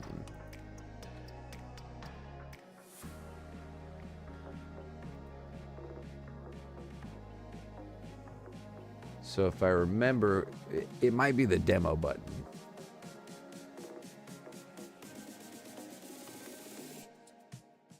Yeah, download software. Oh, that's right. Interesting. Fair enough. That might be how it works. We haven't really figured that part out just yet. I'm down. I'm absolutely down. That's the plan. That's one of the reasons we're doing the one shot, is to kind of figure stuff out with what we're doing and how we're going to do it. Getting some of those technical difficulties out of the way. Good tacos plus hot Cheetos. Food does sound good. I haven't eaten in a while. But hell yeah, W dub for getting that. I'm down. Shit, on that note, give me just a minute. If me and Dub are gonna collaborate for a minute, I'm gonna do a quick burb. Probably grab a snack. And all of that jazz real quick. And then we'll get into vibing with Dub on some Pathfinder stuff for a little bit. So yeah, let me figure out what to do with my life. And then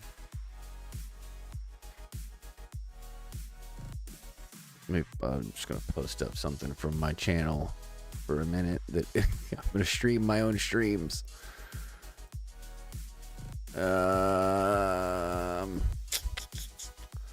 gonna go like way back. I'm just gonna stream the first stream that I ever streamed. Have fun. Pause the music. As well as Samson. Maybe Lazarus, depending on how things go. There you go. I'm gonna do a quick burb. I am the DM. That is correct. He's excited. Let's go. Yeah. So I'll be right back. You guys watch this for a minute. I'm gonna do a real quick right back, and then we'll get into it with Dub. A little bit of sound, people can hear things. That's which is what we facts. So Right back.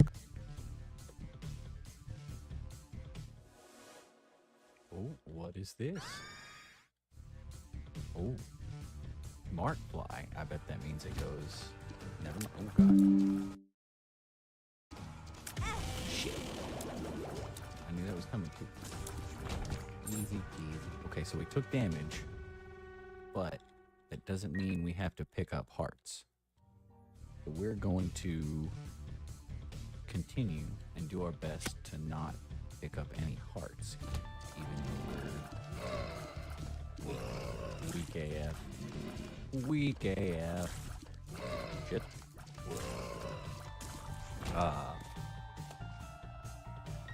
I absolutely love this game. I played it in high school back when it was just The Binding of Isaac. And you know, now we're at Rebirth and there's so much more.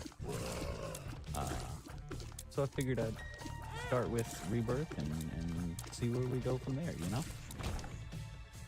Alright, who is our first boss gonna be? Of course it's Monstro. First boss is usually Monstro. Or Larry Jr. Get a lot of Larry Jr. You know, the key to Monstro is to really just kind of keep your distance for the most part. He's slow, and then when he does that, you drop a bomb. Then you drop a bomb, and now he's almost dead. Ooh. Let's go. Okay, no hearts. I don't think that counts as getting hearts because we didn't pick up a heart. We got a stat up, and there's a difference. So we're gonna hope that that doesn't count as a stat up. I mean, collecting a heart. Duh. Yeah. Well, let's see. Oh, I got bigger. Oh, it's because my stats went up. Duh. Oh, I fucking hate these guys. Anything that spawns anything is just the worst. Like.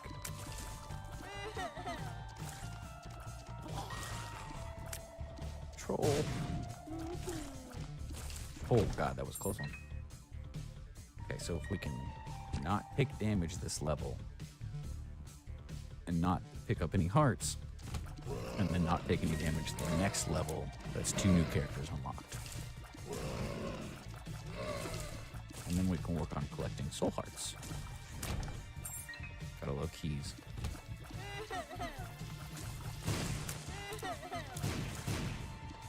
A lot of explosion going on. I don't like it.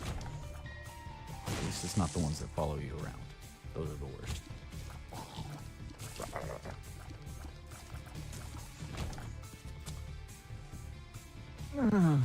With the bomb and the bomb. Bang to dang dig with the upchuck the boogie. Oh shit! That was a close one.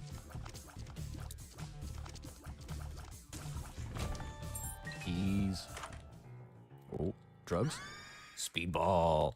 Drugs. Look at that. Look at those eyes. Look at those eyes. Aren't they just wonderful? Look. Drugs.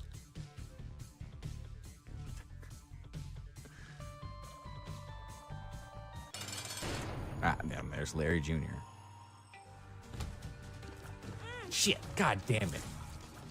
Got distracted by the chat, and now I took a damn. God damn, that fool got slapped on. Don't pick up the heart. Ears and shot speed. What's up, Sif?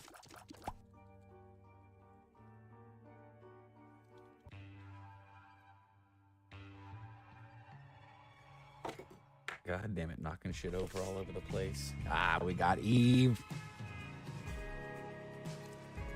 Okay, now we just have to not take any. Oh, we took damage. Now we're gonna go for, I guess, soul containers.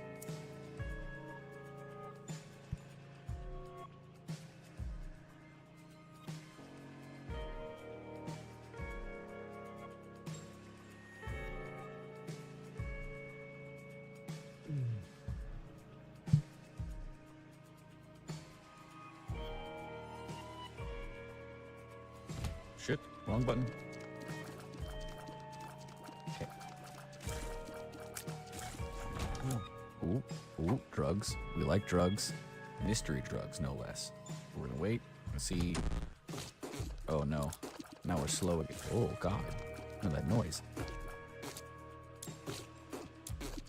Ugh. Super gross. But this game hates me. Oh.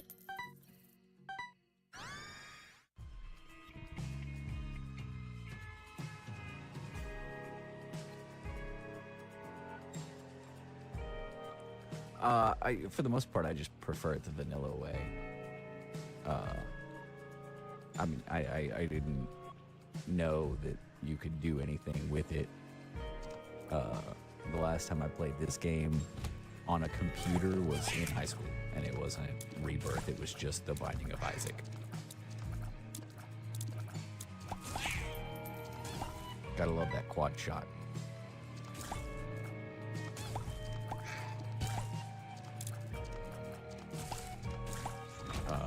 I've seen a lot of people do, like, oh, I can collect hearts now.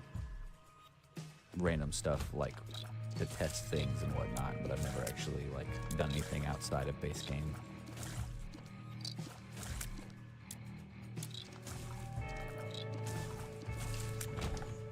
Look at me being cool. My chat box is working and everything. I feel litty. I feel like it's going pretty well for a first stream.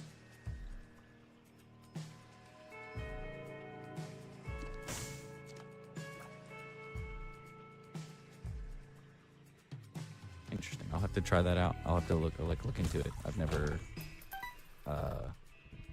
looked into anything outside of the. I mean, I've done a couple of challenges, but I've never like changed the settings too much. Good. I'm glad it do be working. I was kind of worried. I upgraded my computer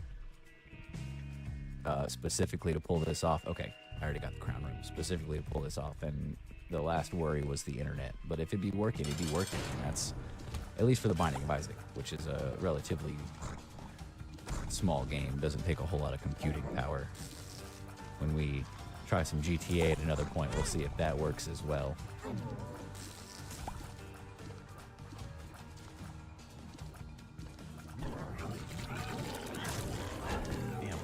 I don't know what I'm doing, but this should be easy. Ah, white hearts are the best. I already have the. Ah, that's right. Okay, I understand. Oh. Damn, I like my boy be looking ugly. Look at that. Look at that face. Not even a face a mother could love because, you know, she's trying to murder us. Oh, goddamn. So many flies.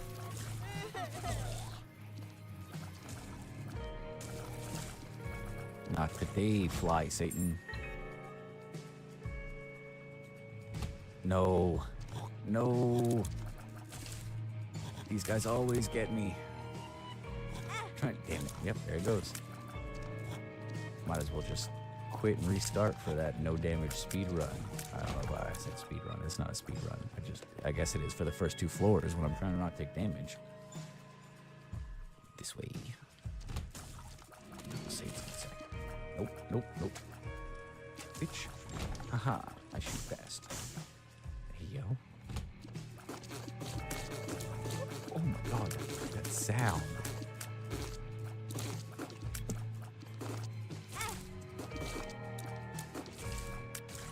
That's right, get him, fly. Evil fire. Meat bowies. The meat bowies. Anything but the meat bowies.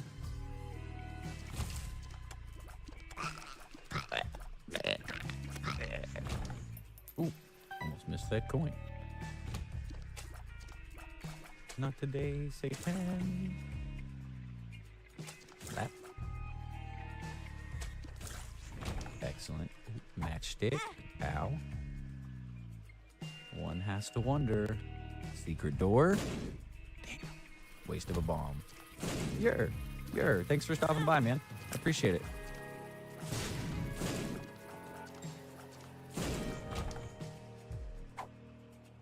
Whoosh.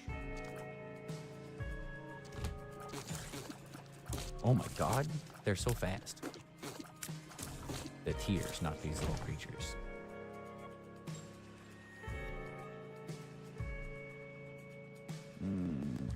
I don't think we got the crown room. Tastes like burning. But I'm also so close to death. Ooh. A little too speedy. I'm all good. Ooh. Ooh. Got him. Got him. Mom's wig. That's right. Got him. Getting that mom's wig. Itchy. It Hey, feels I itchy. look a little better though. Can't see my drugs and my head's not all lumpy. Love it. You guys are the best. Might as well All see right. what's up here. Let's get Oh my God, life that together. is what's up here. No, you come over here. I've Give me a made heart. everything Oh, large. thank the gods Alright. that rule over the goddamn it, Binding Put of that Isaac. there. Orange Jesus. Whoosh. All right, time to go see who my next boss is, and then probably die to them. Oh, definitely die to them. Dub, do you want me to call you, or do you want to just meet up in the fly is saving my the life. Phasma Get out of here with server? that shit.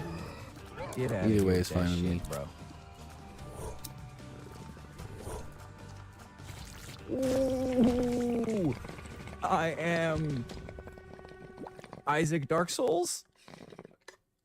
Binding Dark Souls. John Binding. Doesn't matter, I'm a fucking legend. Let's go. John Isaac?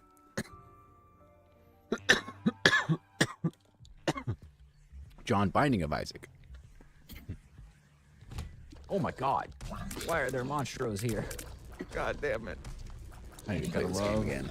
I love this game. Bosses as mini bosses. Just there's two of them. This game hates me. Like what did I do to you, Iron Jesus?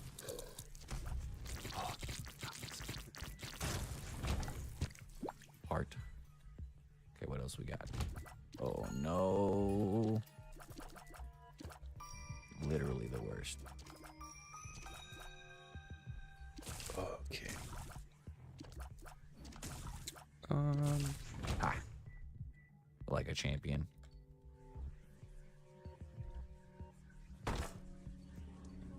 Like a champion. Oh. We have one bomb and we're not gonna waste it. Oh wait. No, I guess I should just call him directly. Dub. Even though we're getting defeated all over.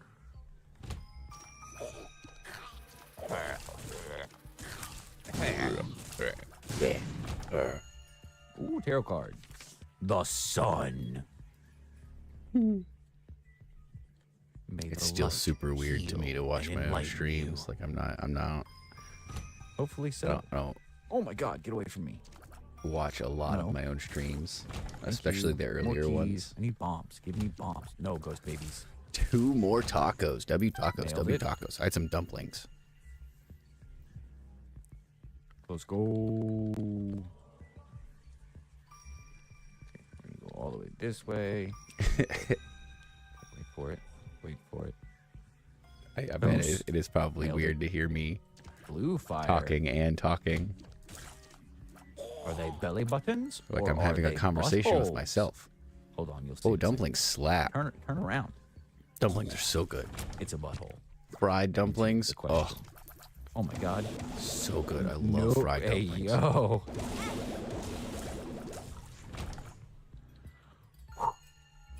Place is treacherous. Truly, truly treacherous. Go ahead and close that out. Pull Foundry back up. A reaction to my own channel. That hurts my brain. I don't want to be a reaction channel for my own streams, because then I'm going to start reacting to my own reactions. And that's when you get to like XQC territory, and that's just brain rot.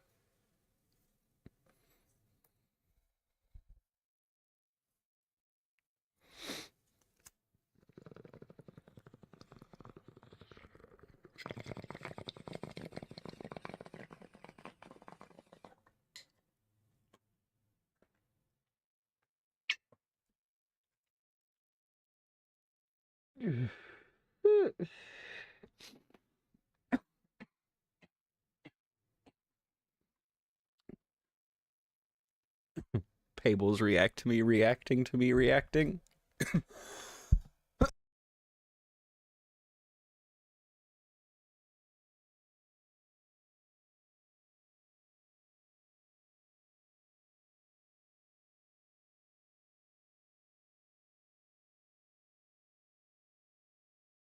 Exactly. Just a big old reactionception. I'm saying that's just nuts. And it's bad when you get to a point where you can't even understand what you're saying. Like that man has watched his own streams and listened to himself say something and then go, "What?"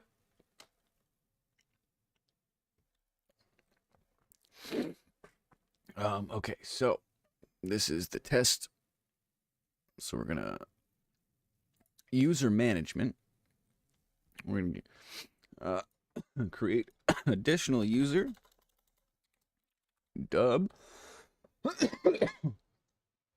I'm not gonna add a password. I'm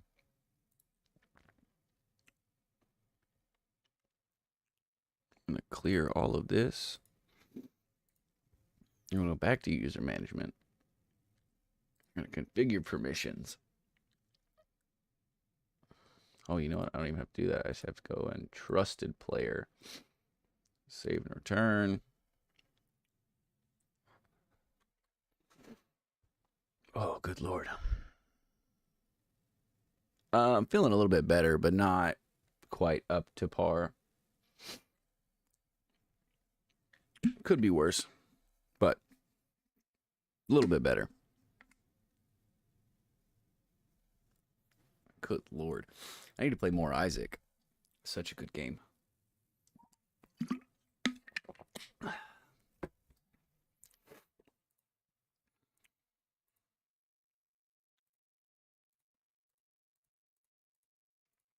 There we go.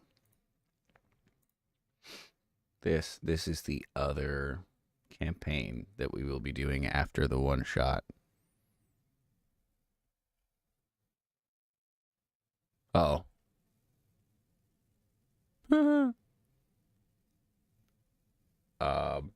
I don't know what I call it in here either. If the devil's lettuce, I don't know. But fucking seeing a man about a horse. I suppose I don't really get to like. It's a weird thing. My brain is broken. I did too many drugs when I was a younger man, and it has destroyed my brain. So things work differently for me, like that. Um,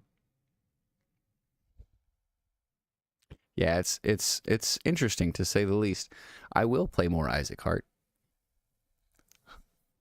Leshy Lush Man. That is correct. We do the dub do be the Leshy, the big floral leaf Leshy. Um, let's see, manage modules. So this is another bounty that we'll be doing at some point. So it's another one. I say we'll be doing. It's a one shot that I have that we can do at some point whenever they're interested in it. And I also have the ability to load in what I know there's, excuse me, Little Trouble in Big Absalom, which is another one shot adventure that I got. Um,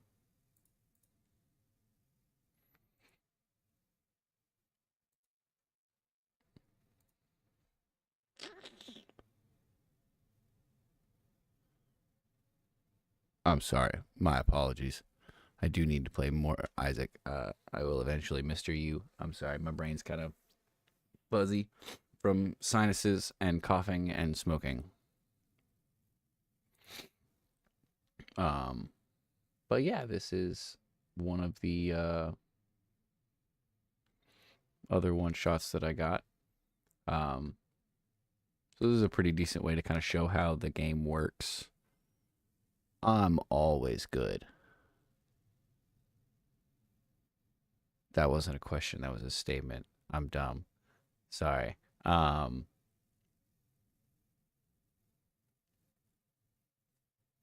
Cooking myself. But basically, for a situation like this, I don't have any actors set, so we would go to the here, and we're gonna go to regens. Yeah, it is. It is a bit fuzzy right now. That is correct. So these are all the pre-gens that Pathfinder has to offer at this point, as far as like adventure characters go. And then these are adventurer pre-gens. So these are the other certain characters they have for one shots and whatnot. Like, for example, for a good example, the one shot that we are going to do, that we have picked, I will use Jadrin.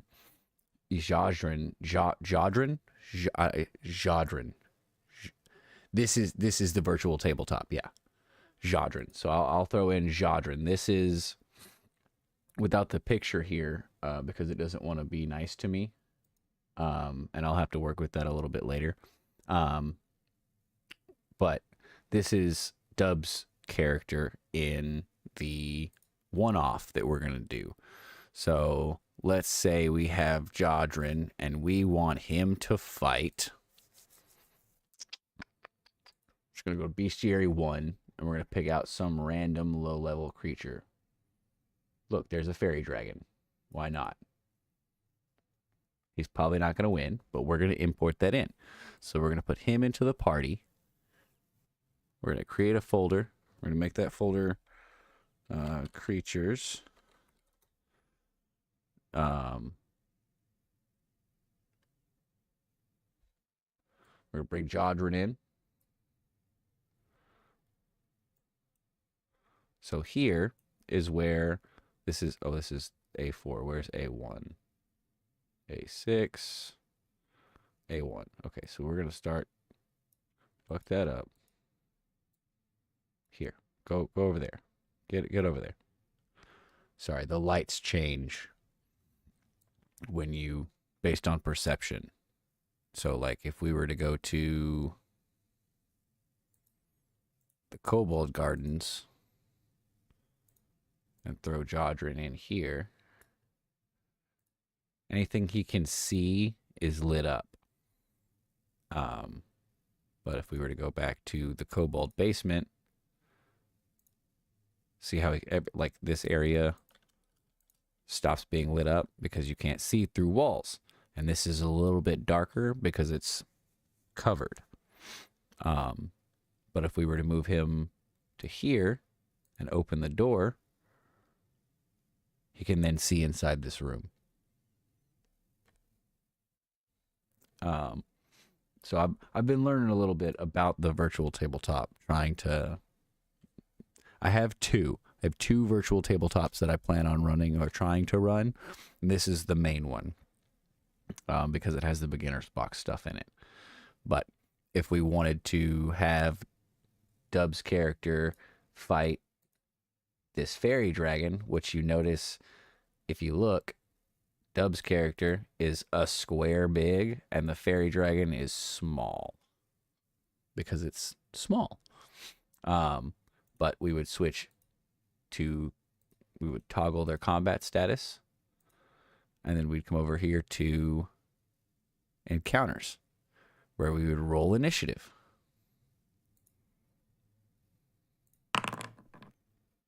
So Jadrin got a 28. We roll initiative for the fairy dragon, which is a 32. And most of this we'll probably do input our dice rolls manually, just because that's fun. But then, they have initiated combat. So for this particular, if we're putting in our own dice rolls, and doing things of that nature, I would come and I would pull up Jadrin's, I don't even remember how to pull this thing up. It's not character artwork. There it is. We would open his sheet so that we could see what his modifiers and are. What is... Oh, you mean... Hold on. This thing? Pretty sure it's just a crocodile in the background.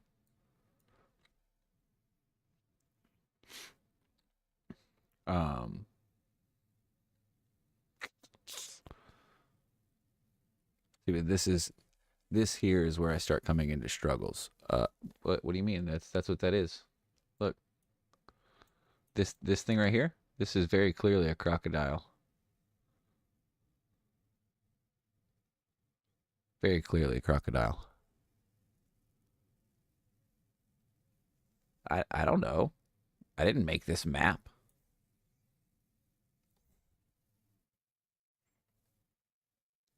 It's a kobold garden. People are weird. I don't know.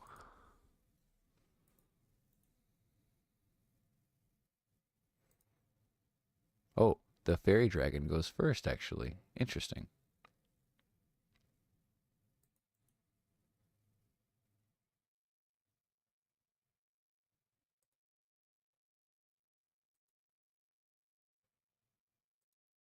See, once I get to this point, I do not know how to um what's the word I'm looking for? Progress with combat. So let's see. It is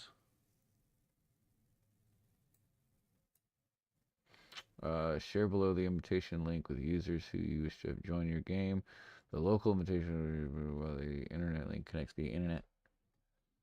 Um,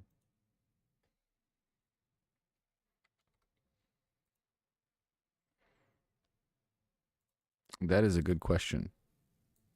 That is a good question.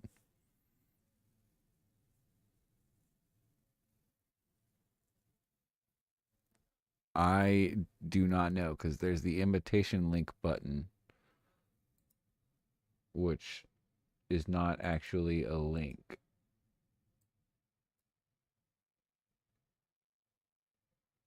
I mean, there's not a like a copy. Oh, look, there it is. Hold on. There you go. I sent it to you in Discord. That should give you the ability to join.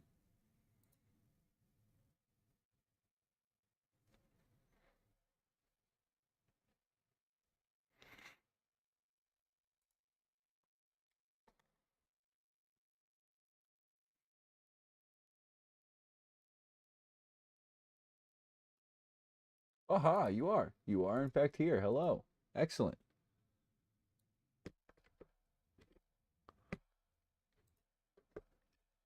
Yep. Player, dub, player avatar. I don't have an avatar to give you yet. Oh, look there, you're moving stuff around.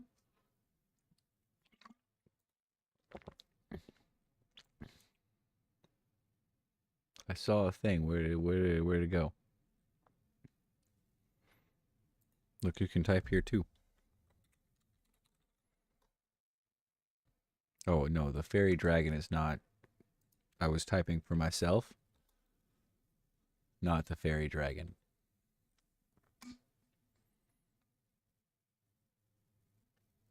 There are mimics. This was this. So if I mean here I go bestiary.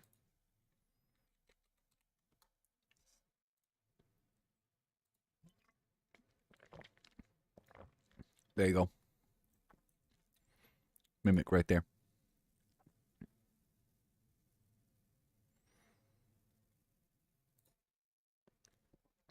Um, that this is actually interesting because I don't know how much Dub actually has access to here. So I'm going to hold on. Configure ownership. Let's see. Okay, show GM users. Configure access to the specific document, allowing each user to be assigned a different level of visibility.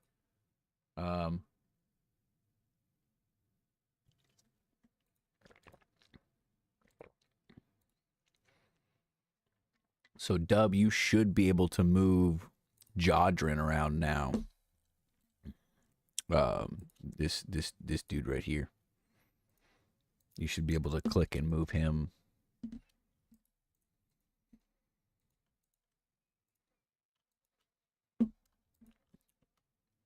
Ah ha ha. Okay, so I did learn something.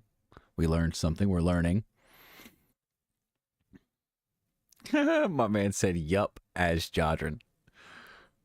Hold on. I've got hold on. Call this man. Trying to make PFP. Like for Jodrin?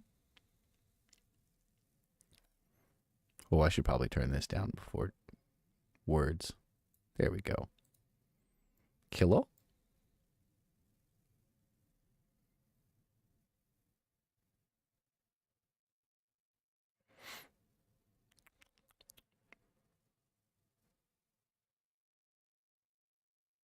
Interesting.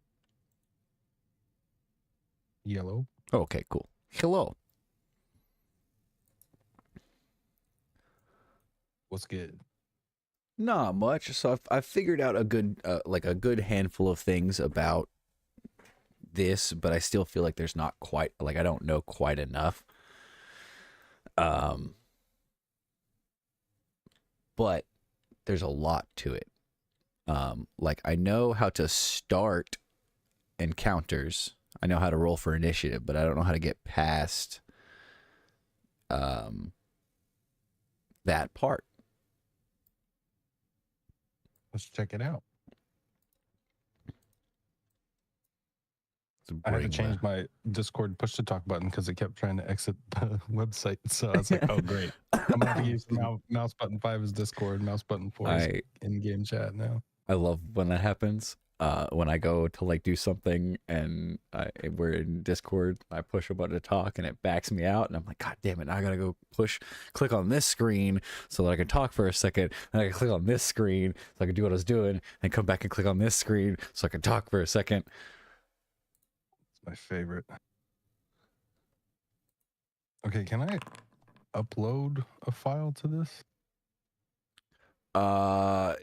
In what way? I probably not. It's very specific about the things you can like put in the game. I was going to upload a handsome man as my PFP. I don't know. I know Jodrin should have an icon, but he does not for some reason.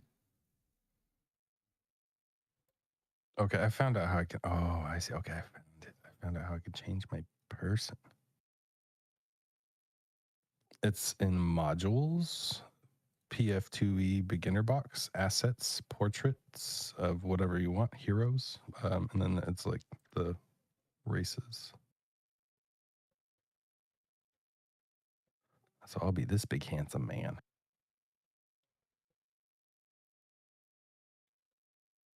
My man said a lot of words. Sure. I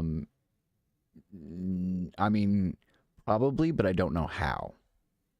Is the main thing. Is like I change. Probably could. Hold on for the. I wonder if it'll kick you out for that. For the. I don't know if it'll. Well, yeah, we can.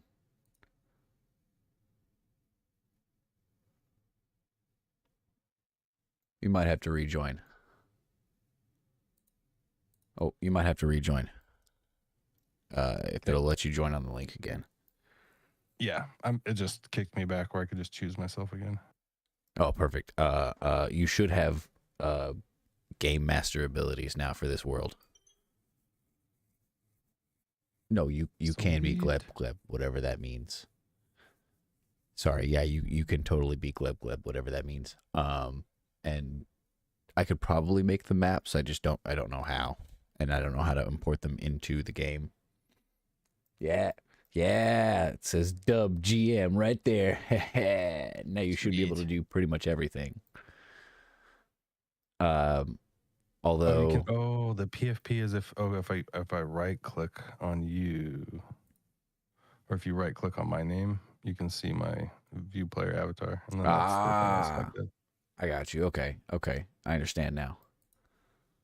I thought it changed the little player piece, but that's fine. I don't mind that being a player piece. I wonder. I'm sure you could probably customize that asset too, though. Oh yeah, I mean there's a bunch of assets that the game has preloaded already. I just don't know what.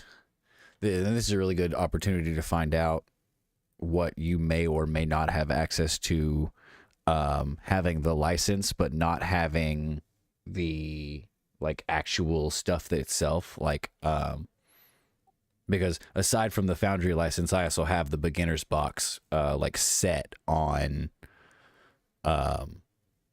on here on Foundry.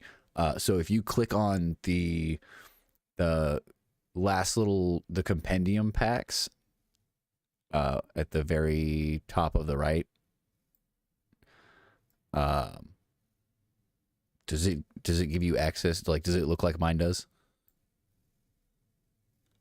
It's got bestiaries. Yeah, it's got all the same stuff. Even the beginner box stuff. Yep. Excellent, excellent. That's It has a lock on it, but it's still there. well, yeah, it has a lock on it for me too. I don't know what that means, but I think it just means it's not downloaded. I'm not sure. It says locked, but I don't know what that means. Let's try. Let's see what. Oh yeah, it imported right away. Heck yeah. Now, do you have the same game mastering window on your window? Or are you just looking at the not but did you click a specific one? show players? Like on the left That. side. Oh, there we go. That Yeah, thing. that showed Okay. up on mine. That's what I was wondering. I didn't know if it popped up immediately for you or if I needed to show it to you, and I apparently needed to show it to you. Okay. Yeah, but this is the beginner campaign that the game comes with, like with the beginner box. This is the other thing. It gives a lot of information about the game and Foundry Virtual Tabletop. I just haven't played through it enough.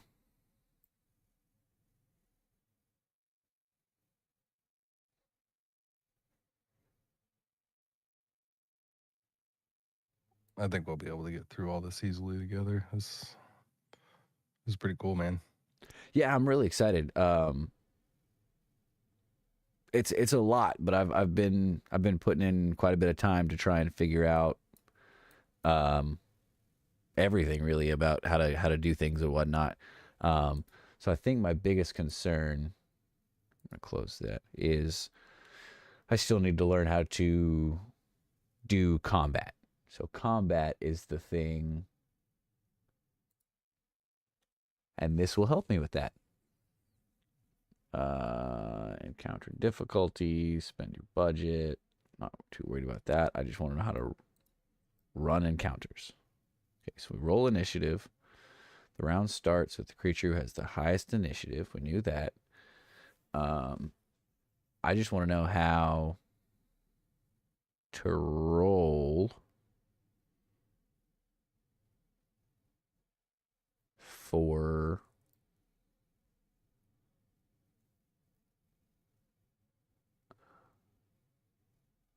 I just want to know how to roll for fights.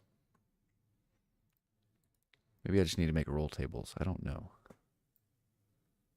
That's another thing that has eluded me so far is between the little journals tab and the card stacks tab, there's a roll tables tab. and it allows you to create roll tables, which are the formulas on which you roll for certain things, but I haven't figured out how those work just yet either. So outside of rolling for initiative at the beginning of an encounter, like with these, I don't know how to actually roll other dice, but I think I still have it on manual roll. I do. I have it set to manual input. Okay. But let's see. And just typing it in doesn't do anything. Oh, that's not what I wanted. I apparently can't type it in anyway. Hold on. Oh, Mans is still at the landing. I understand.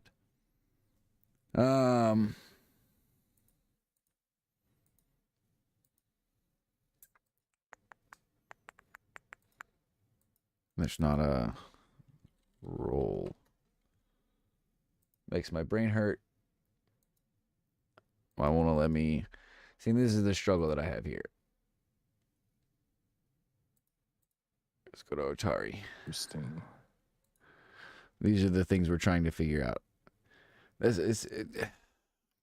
I would if I could. If I knew. Hold on. We'll go back. I've lost connection to the server. Oh, that is interesting. It's reestablishing though. Oh, okay. Cool.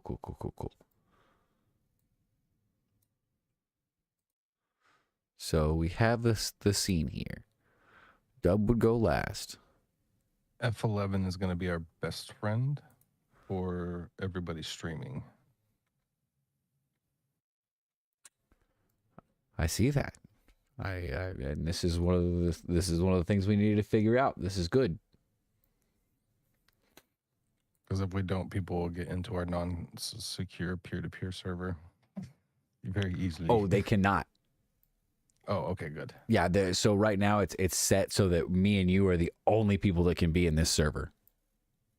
Oh, good. You set up so in the little gear tab at the very end at the game settings tab, you would go to user management, and that is the only way to add people to your world. So if you don't if you want to host a game as a dungeon master and you want the other people to be players, you load into that world, you click the user management button, and then it gives you the option to it's probably going to kick you from this because I did this, but it gives you the option to create additional user.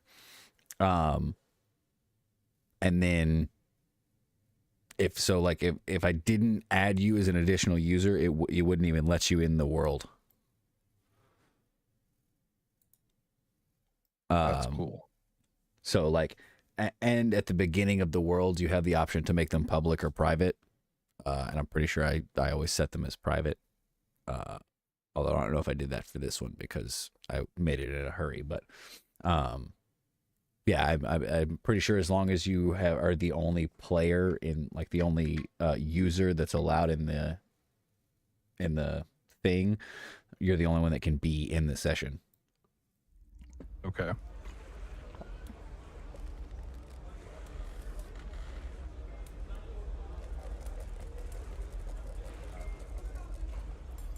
I like how it has each scene. You can just easily get to them with the right click.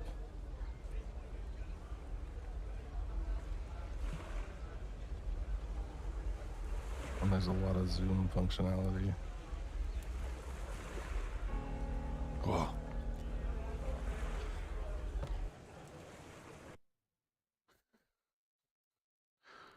Did you start all those sounds? I did turn the ambient sounds on, yes. Okay, I just want to make sure they didn't turn themselves on. It does have sounds too.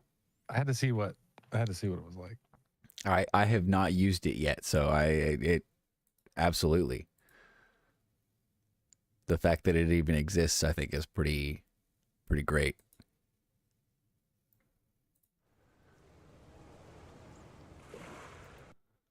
No, I've got like the cave sounds on. I'm in floor 1. And then you can click on the left side, the ambient sound controls, and you see all the little sound buttons, and you just right click on them, and they'll play them. That's pretty cool. I haven't really played around with this side too much.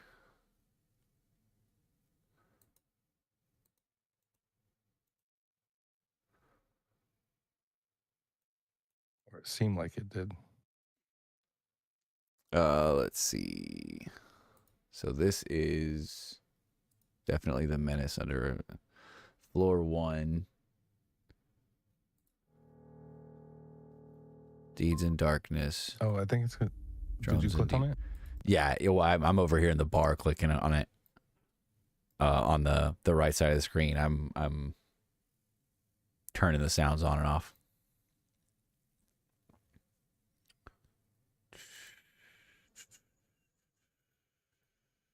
So this is floor 1. Oh, we can toggle the characters. We can toggle all sorts of stuff. The elevation, bring them to the front or the back. So if we're all in the same square and you need to grab one of us off of it, you can bring us to the front. Toggle combat state, toggle target state, assign status effect. You can also move. Oh, so as a like if I'm whole. doomed, you can make me doomed. Look, I'm doomed now. I'm doomed 1. I'm doomed 2. I'm That's funny. doomed 4. I don't actually have control over him anymore. I gotta fix that. Configure ownership. That's crazy.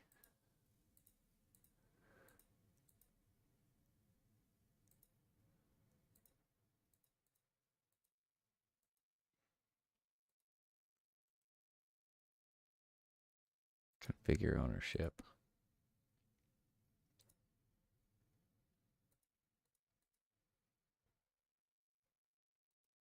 So do I have to put another Jodron in if I want to control it?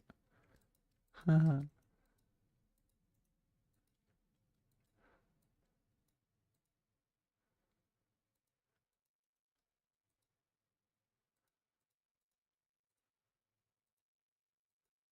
supposed to be.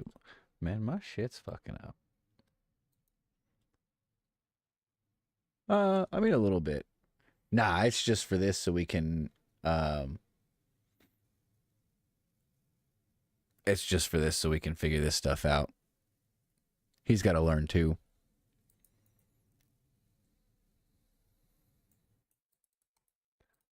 There we go.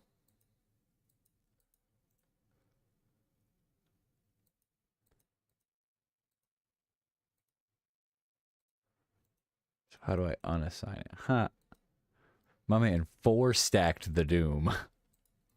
Yeah. Super doom.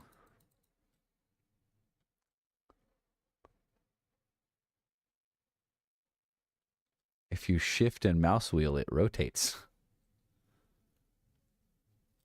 Ooh. Okay, I need you to get out of here, Jadron.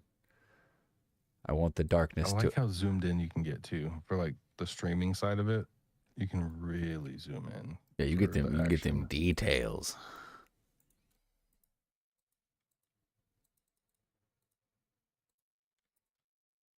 No, I just want to like click away. There we go. I'm just dumb.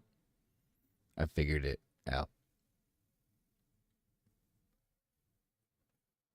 I just find it really interesting. Oh, okay, there it goes. It wouldn't let me move this Jodron earlier. So what if I want the Jodrons to fight each other? Yadron? What if that's the encounter that I want? Mark them defeated.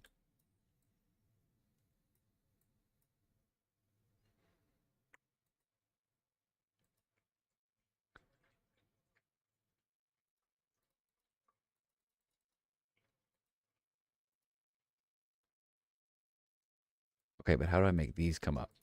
That's what I want to know. Manual roles. We would need to do this. So go to the chat. Chat. Okay.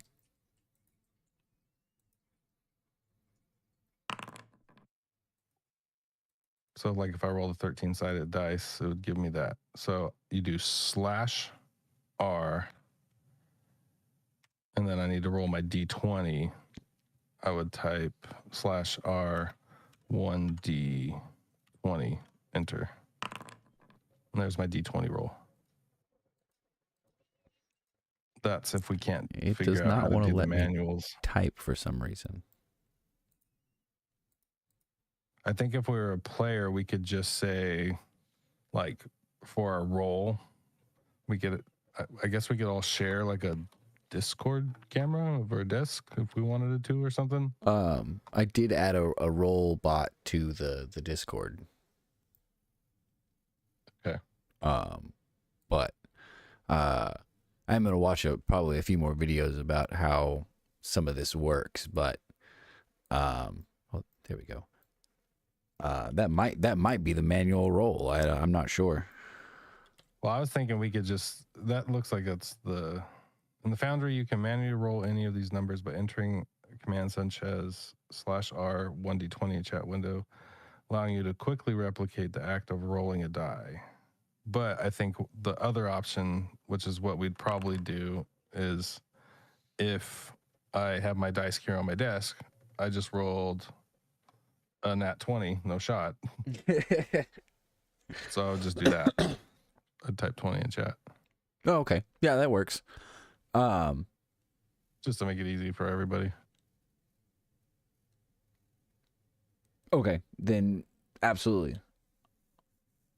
Then I'll just have to keep track of certain modifiers and things, as well as you guys keeping track of certain modifiers and things. Let me see if there's a way we can manually, because I'm trying to figure that out too.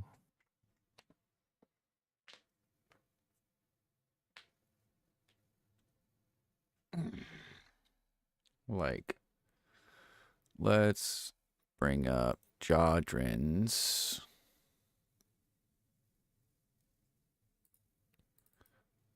I just wanted his information. I want his character sheet.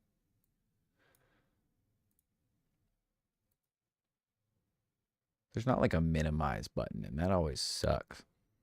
So for an attack, let's see. Okay, those are his saves. Actions. Oh, okay. Okay, I think I'm starting to figure it out. Okay, so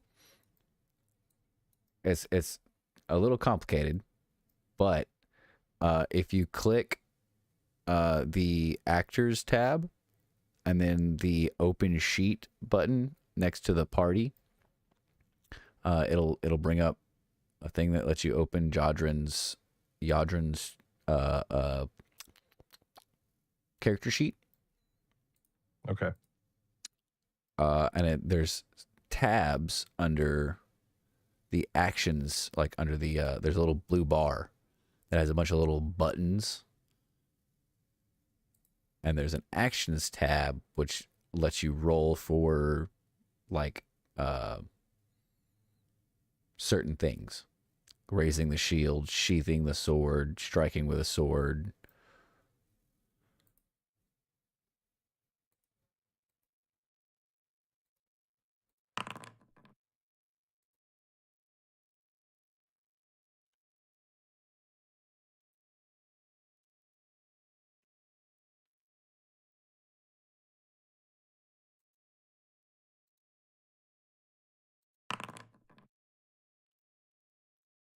Okay, so Dodgen just rolled a 33 for his attack and got a 9 damage.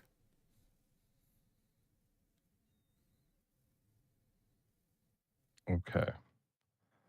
Okay, so I'm starting to understand it a little bit now.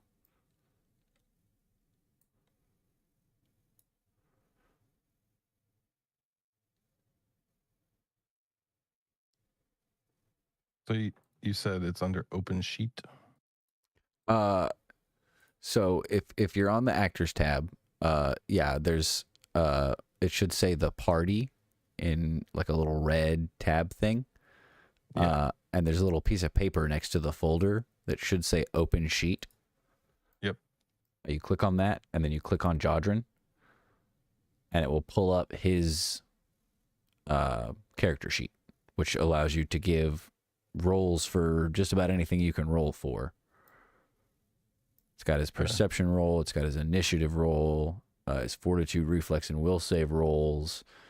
And then above his head, where it says character, there's a little button that has actions. Yeah. There is something about rolling your own dice, but you have to at least know the modifiers. Ooh. And this at least gives us the help of knowing the modifiers. So I can click that, and I know I'm going to roll a d20 plus 13.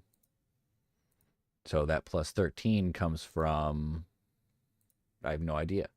Oh, from his strength and proficiency. Okay, so I'm starting to figure it out a little bit. It looks like the best way for us to roll is in game, not manual rolls. You think? At least for the pre-gen characters. If you go on the character sheet itself, like under perception, initiative, expert, if you actually click on that little dice, like it just brings up those rolls. Yeah, absolutely. And if you all go that stuff, yeah, it's gonna be so much easier to do it that way. Yeah. I just don't know, like, importing our own characters. I don't know how that'll affect it, but I imagine it'll be pretty much the same. I imagine it's going to be you and I importing everybody's character sheets manually so we know it's right. Oh, yeah, absolutely. Most definitely. One of them is Dub, I'm pretty sure. But, yeah. Okay, so I've learning. So if we were to run... okay, so I'm going to change back to the Little Trouble in Big Absalom scene. So if you go to scenes, which is the third tab in the right, and click on the Little Trouble in Big Absalom folder, right click on Kobold Basement and click View Scene. Got it. Here. Excellent. I'm going to go back here. I'm going to make these guys not dead. We're going to grab the fairy.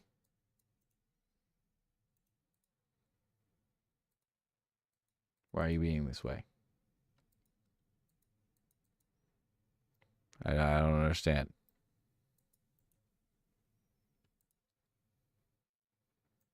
What are we trying to do now? Hold on.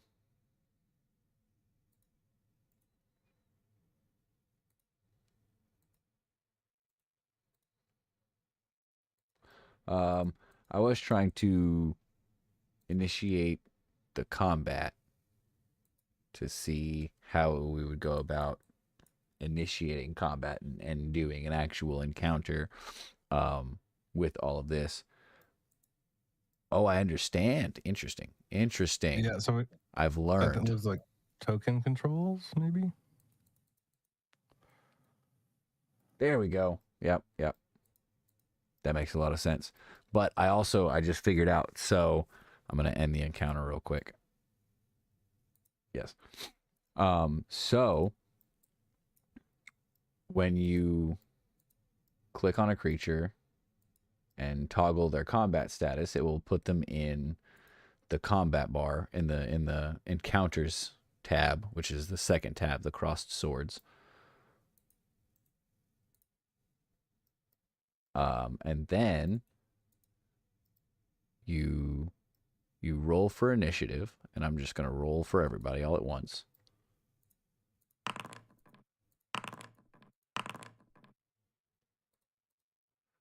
Okay, so if the fairy dragon goes first, and then Jadrin, and then the mimic.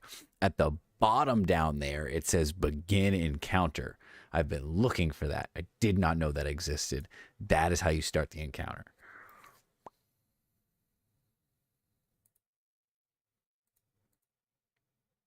And then I guess on the combat list, and then that says end encounter now, right? I think you end the encounter after the encounter itself has ended, but yeah, you end. Right. It Yeah, allows so- you to like cycle through whose turn it is, and I keep track better of how many rounds you're in and all that jazz. But that helps me a little bit because it actually starts the encounter. That's sick. It was there the entire time in plain sight. I'm just a big dummy. Let's make them fight. I'll be Yadrid. All right, all right. Well, the Fey Dragon goes first, so I will have to roll for it. But I don't know what it's. Oh, there it is. Perfect, perfect, perfect. Here we go. So we're going to roll for a strike from the Fairy Dragon. We got a 22. Hold on. Oh, just barely misses your AC. Just barely misses it. So now it is Jodrin's turn. Correct. Okay. It's Jodrin's turn to roll for whatever you want to do, whether it be an attack or a so on and so forth.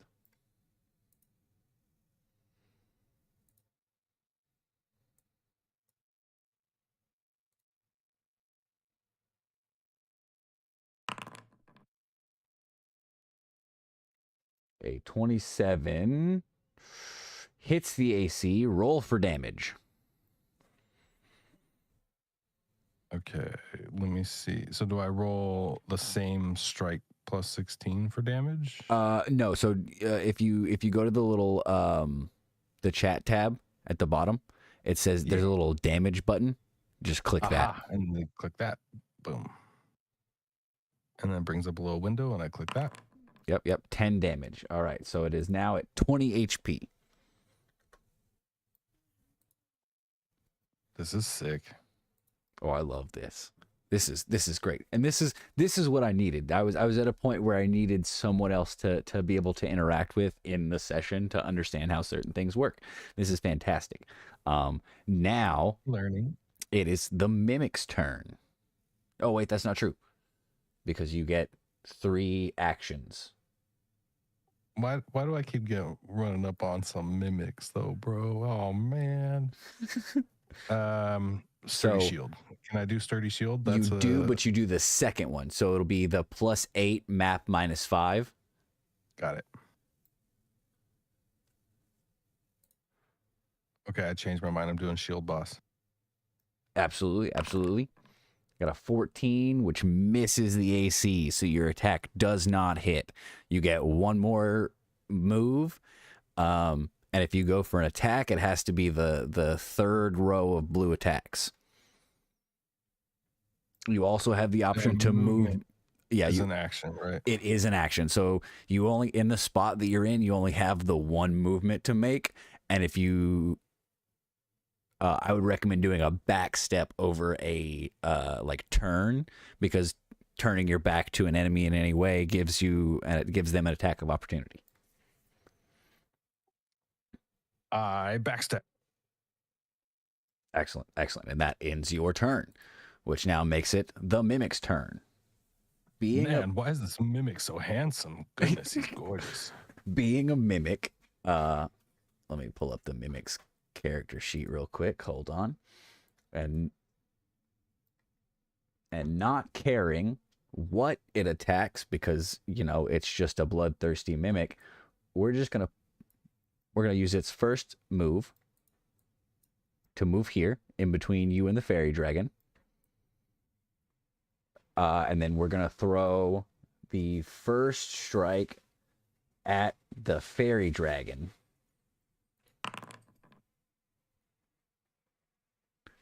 It does, in fact, not hit.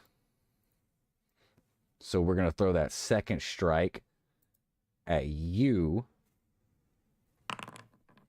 And it definitely does not hit.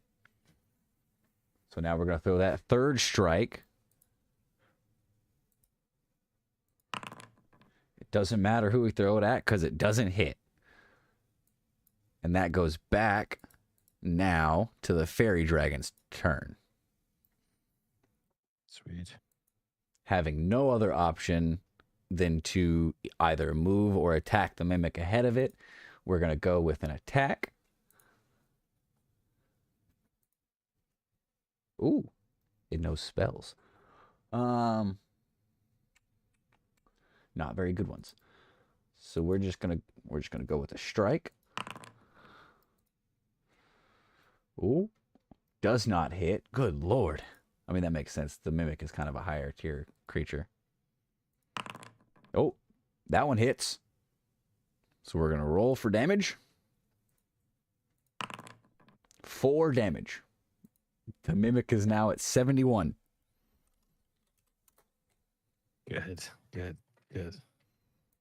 And that leads to, let me see, fairy dragon attack, or a third attack, which does not hit. And now back to Jodrin's turn. What shall you do? I shield boss him. Understandably, roll. Oh, that hits real good. Critical. It Possibly. is actually not a critical. A critical would either be 40 or 33. Just shy, unfortunately. But you do hit, so roll for damage. Got it. I'm playing blind as a player would right now too. This is really cool because I see on you have everybody's character sheet. I just have Yadrin up. Yeah. Which is good. That's the way it should be. That's the best way to do it. 9 damage puts it at a whopping 60. My brain hurts. 2.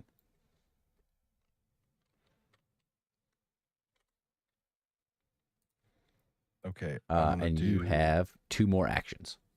I'm gonna do my +11 striking longsword. All right. In the name of Viomade. Dang it. Is that good enough? It is not. Shoot. Viomade, you have forsaken me. Oh, Iomade strikes you down where you are. Yeah, pretty much. You have your final action.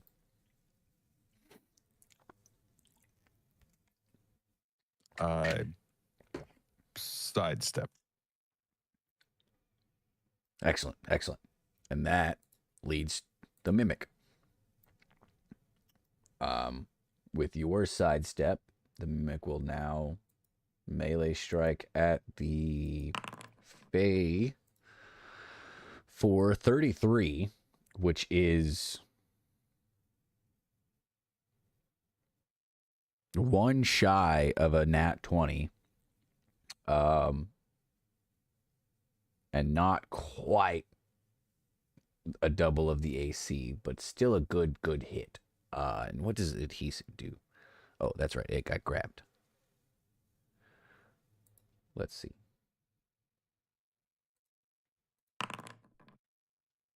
Uh, 30, which, okay, so it didn't get grabbed. It did take damage, but it does not get grabbed.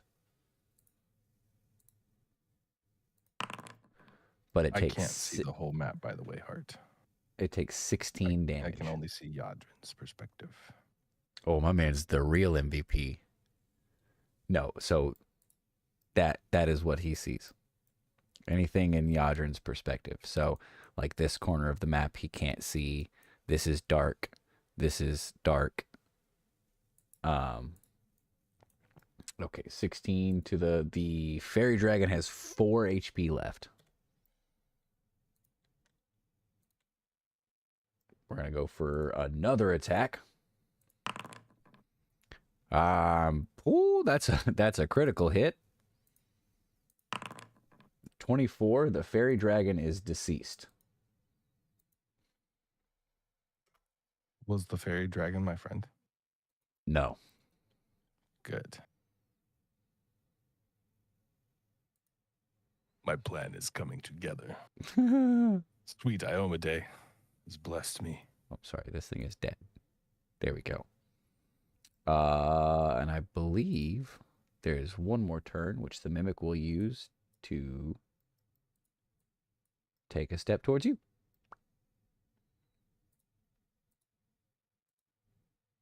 I flee. Is now you jump run. on top of the table.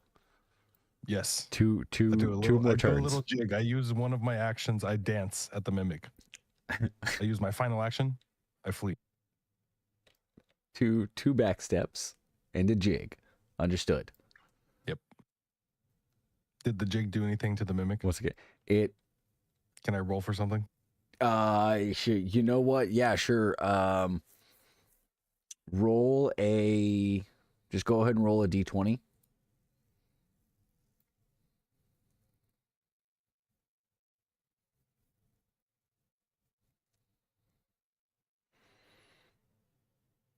No, it's not very strong. Oh man, holy shit, it has. Oh, you got all right.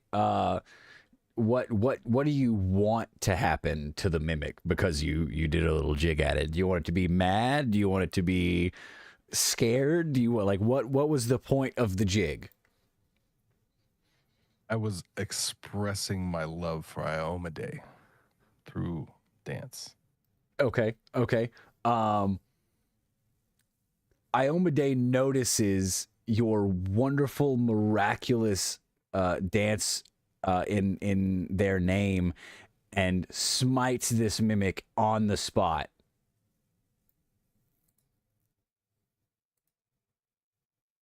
That is your critical success. Because that is what you rolled. My man rolled a nat 20. Iomade never fails. Iomade never fails.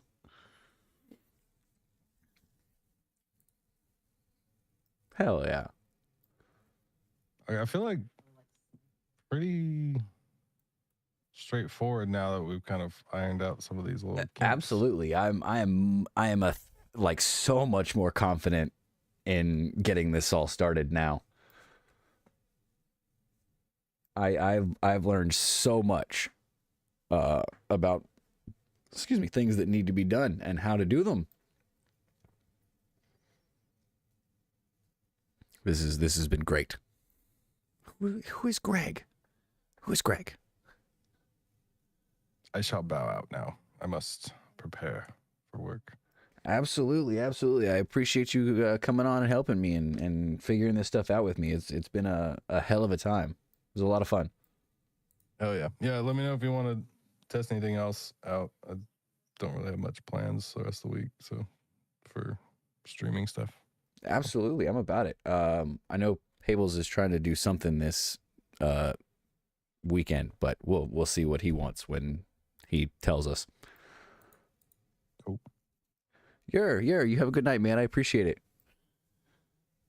Laters. Thanks for hanging out, bro. Absolutely, you too. Appreciate you inviting me. Absolutely, anytime. Bye.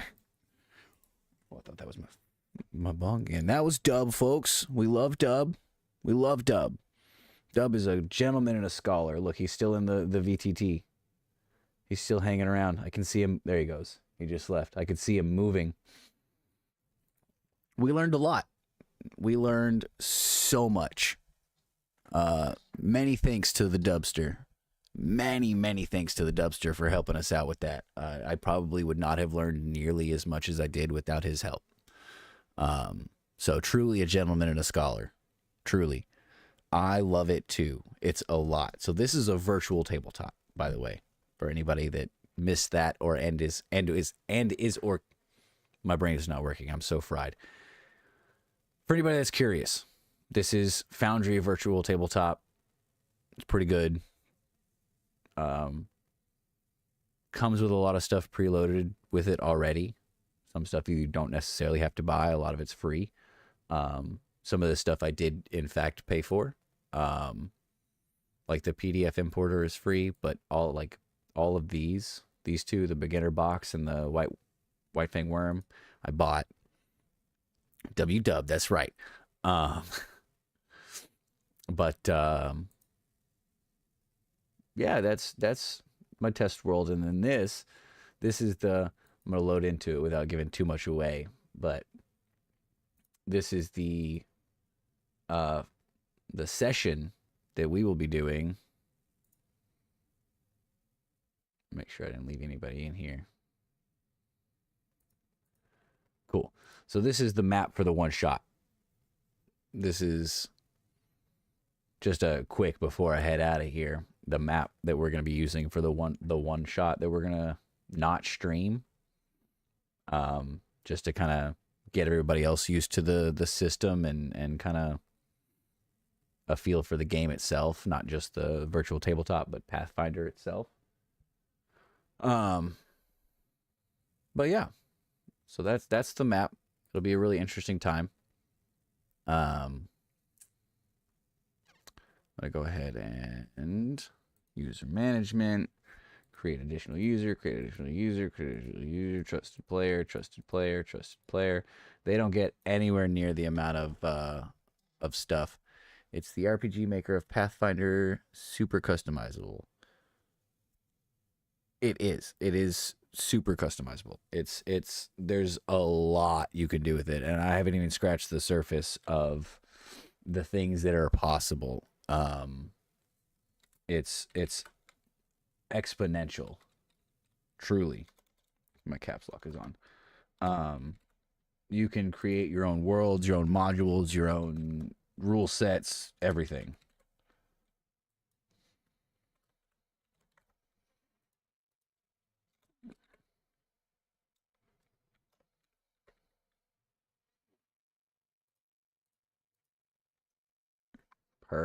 Perfect. Now everybody's set for that. Got all that ready to go. Can dip out of there. But so there's game worlds, game systems, and add-on modules. So like this is where you install your modules, which is the games that you play. Like the beginner's box and the white frame worm.